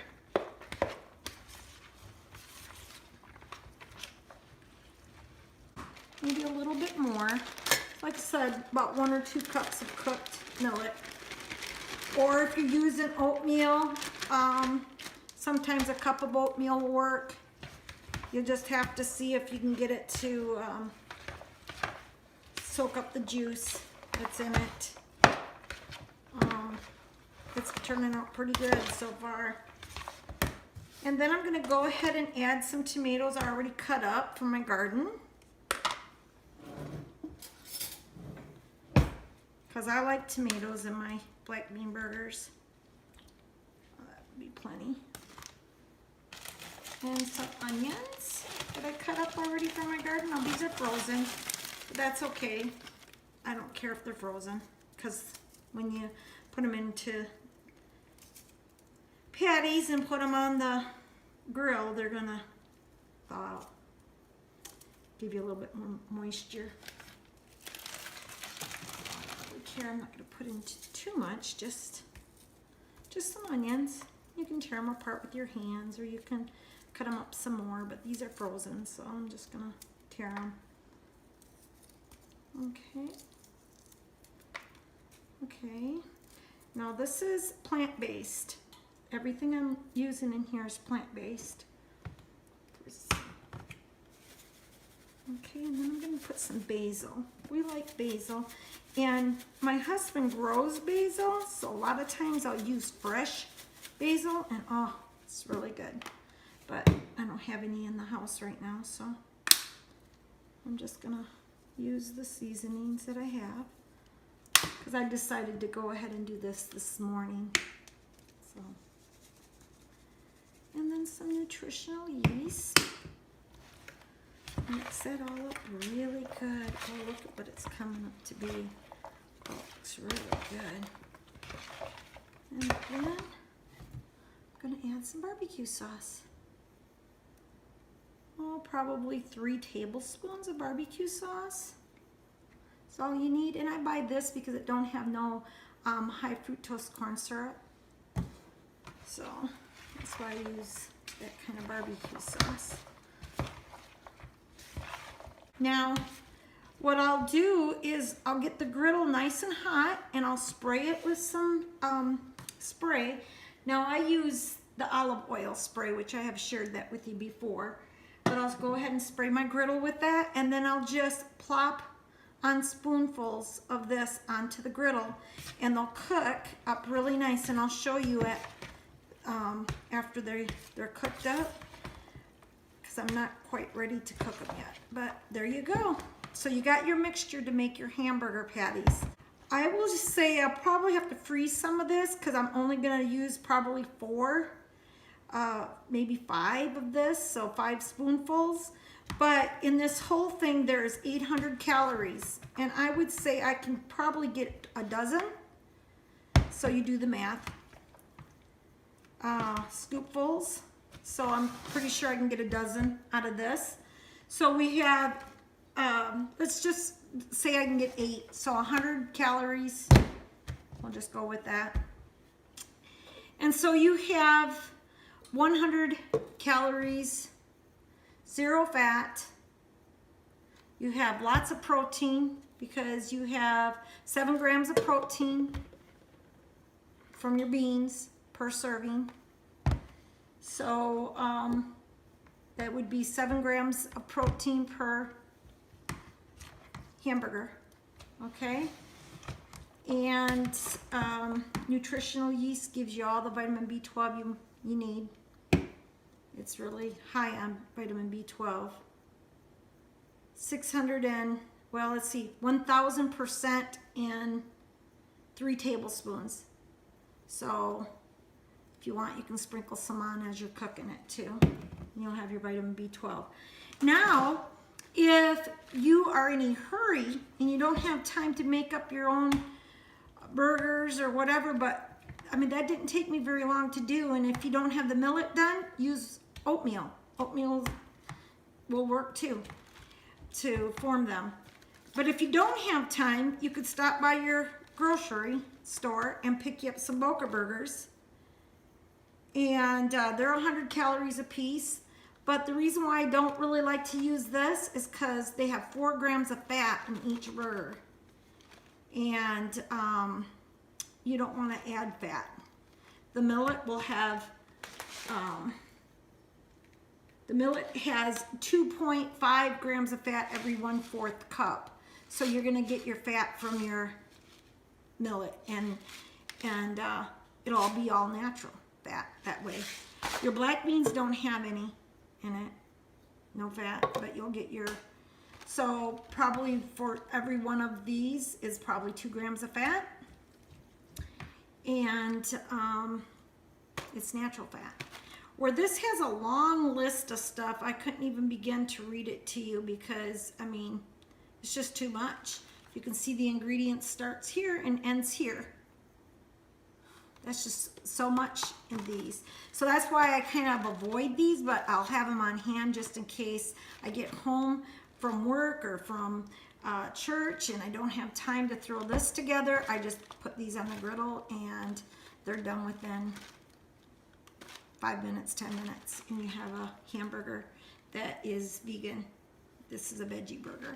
So, all right. Well, I just wanted to show you how I'm making my burgers up today. And we're gonna have baked beans and we're gonna have some French fries. And I've showed you, I think, before how I make my fries. You just cut up your potatoes, fresh potatoes, you cut them up and you put them on a cookie sheet, and you might want to sprinkle them with some seasoning and you stick them in the oven. Okay, so now my black bean burgers are done and ready to go to the table. Okay, now the first ones I made fell apart a little bit, so I added some flaxseed meal and some oyster crackers, just a few oyster crackers. I crumbled them up and put them in there, and a 1/2 cup of oatmeal.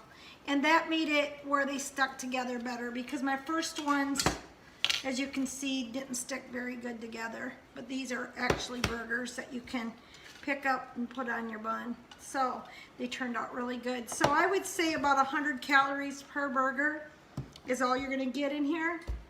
And then of course your bun if you eat it on a bun, hot dog or a hamburger bun. So anyway, I hope that you enjoy your black bean burgers like we're going to in a few minutes, and have a wonderful day. Bye. Hi, welcome to Mama's Kitchen. I'm glad you all came to watch me make something this afternoon. I decided to make an apple and banana dessert, and it is just apples and bananas, and they're frozen. And you put it in your Ninja or your blender with a little bit of almond milk, unsweetened almond milk, and you mix it up, and we're gonna see how it comes out. I watched somebody on YouTube yesterday do it, and it looked really good, so I thought, hey, why not? Give it a try. As you all know, I'm on a plant-based way of eating, and what that means is whole foods way of eating, and I got to a certain point where I wasn't dropping weight anymore. And so I watched a couple videos and learned that I need to leave the sugar and the flour alone so that I can start dropping in weight again. And about 4 weeks ago, I started not having any breads, no flour products, no sugar, and I've dropped 8 pounds already. So if you get to a plateau when you're on a plant-based diet and you just think, oh, what am I doing wrong? I don't cook with any sweeteners really. Look and just make sure that it doesn't have added sugars to it. And also be careful with the flour products. So that's breads, pastas, just anything that would have flour in it. You don't want to eat that if you're trying to lose weight. So basically all I have is vegetables, and I have fruit as I'm making this, and I have oatmeal, because you can have oatmeal, and that's about it really. And I'm liking it. I'm full. When I get up from the table, I'm full, I'm satisfied, and I've lost 8 pounds in 4 weeks, and that's really good for me. So okay, so after your frozen dessert is finished, which mine isn't yet, but it will be shortly, you can add some flaxseed milk, and that's just fiber. Like maybe I added this, and that's like a teaspoon, but it's probably a little bit more than a teaspoonful. And then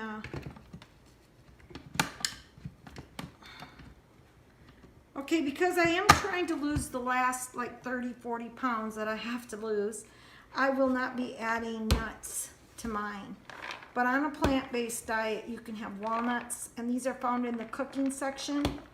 So you don't want to get them that they roast them and they have salt and oil and all that. You don't want that. Or pecans. You don't want it to, you don't want it to be processed at all. So this is just walnuts that don't have no grease or salt, and this added grease and salt fats. And this is pecans. And you can add these to this dessert if you're not trying to lose weight and you just want a healthy snack. And you can add those some chocolate morsels if you needed to have a little chocolate in yours. Okay, so we are going to taste it and see what it tastes like.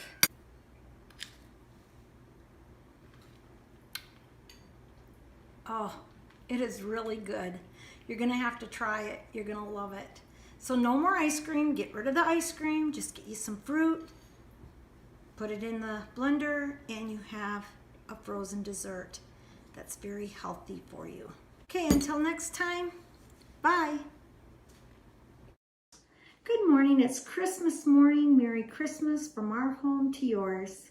Anyway, I got this beautiful plaque. I've known her since she was 14. She used to babysit my oldest son when he was a baby, and he's 36. So I would say I've known her since almost 37 years ago already. So it says, recipe for an amazing woman. Start with faith and honesty. Mix in pure humility.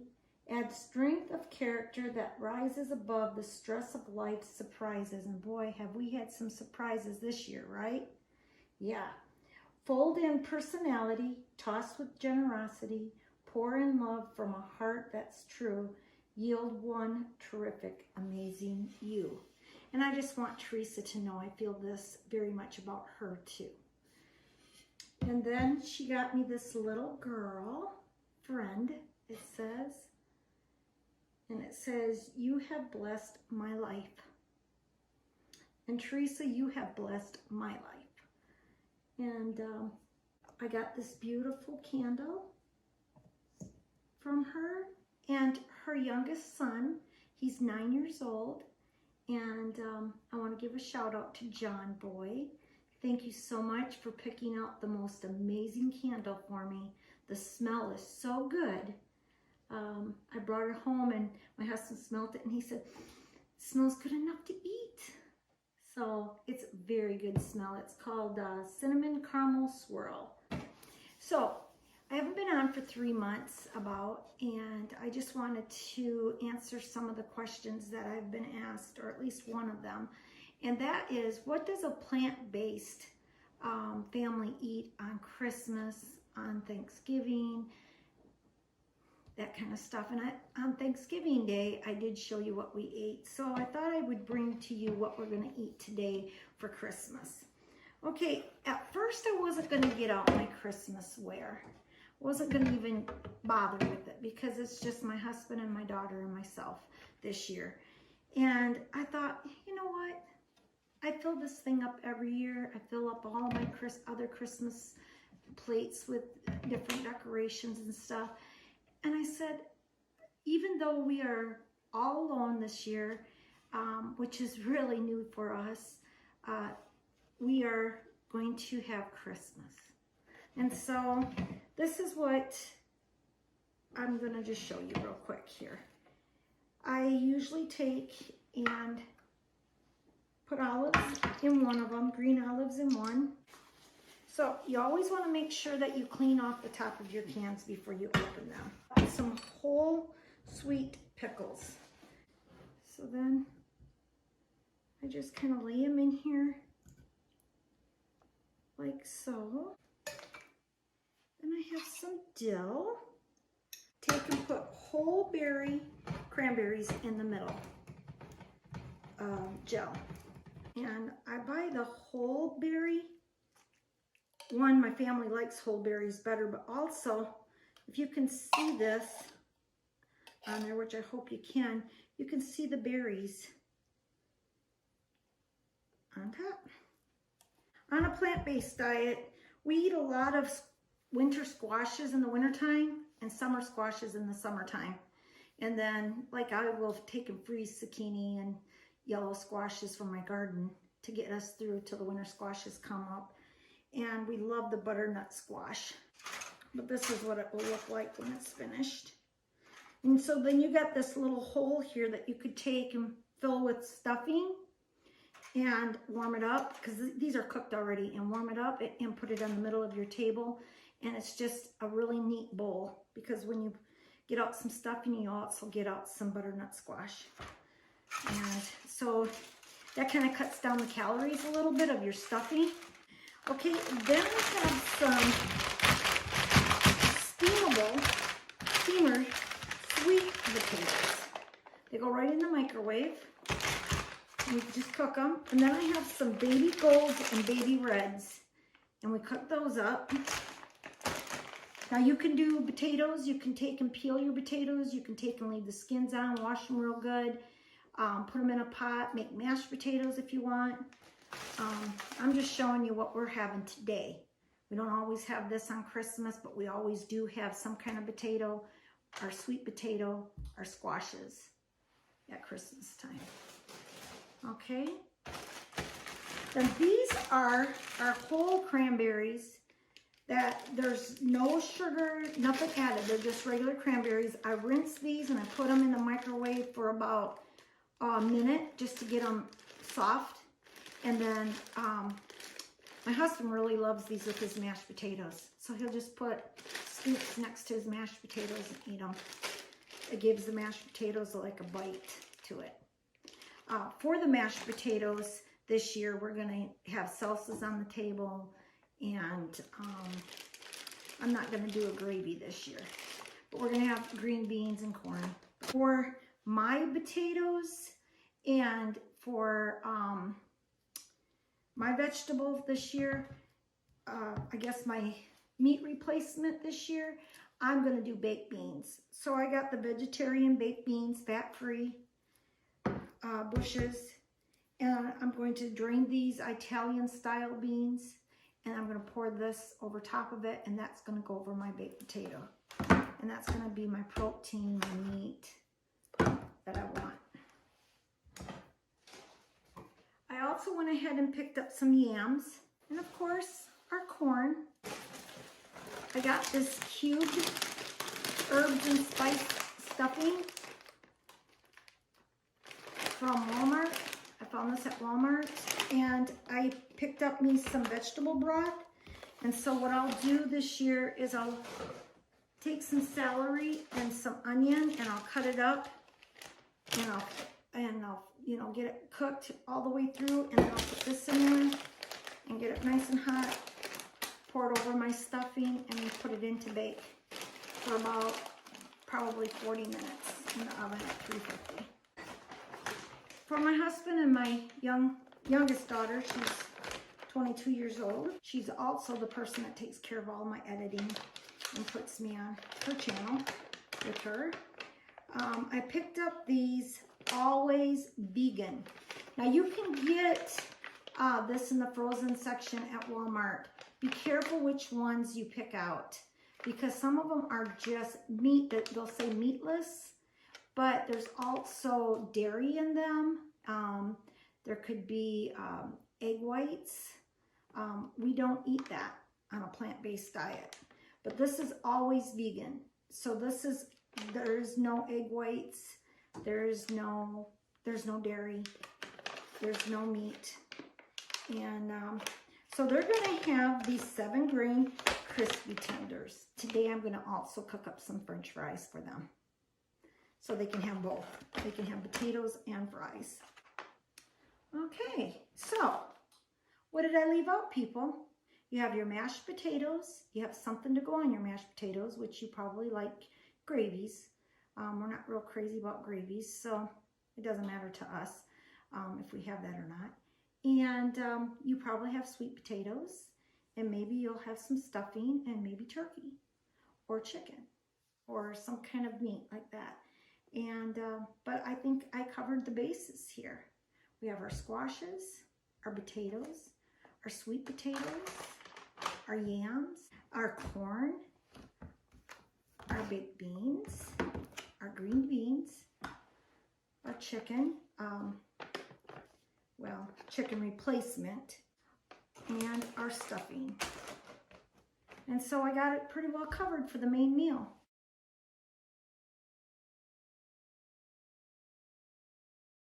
Thank you for watching, and I hope you enjoyed. Bye.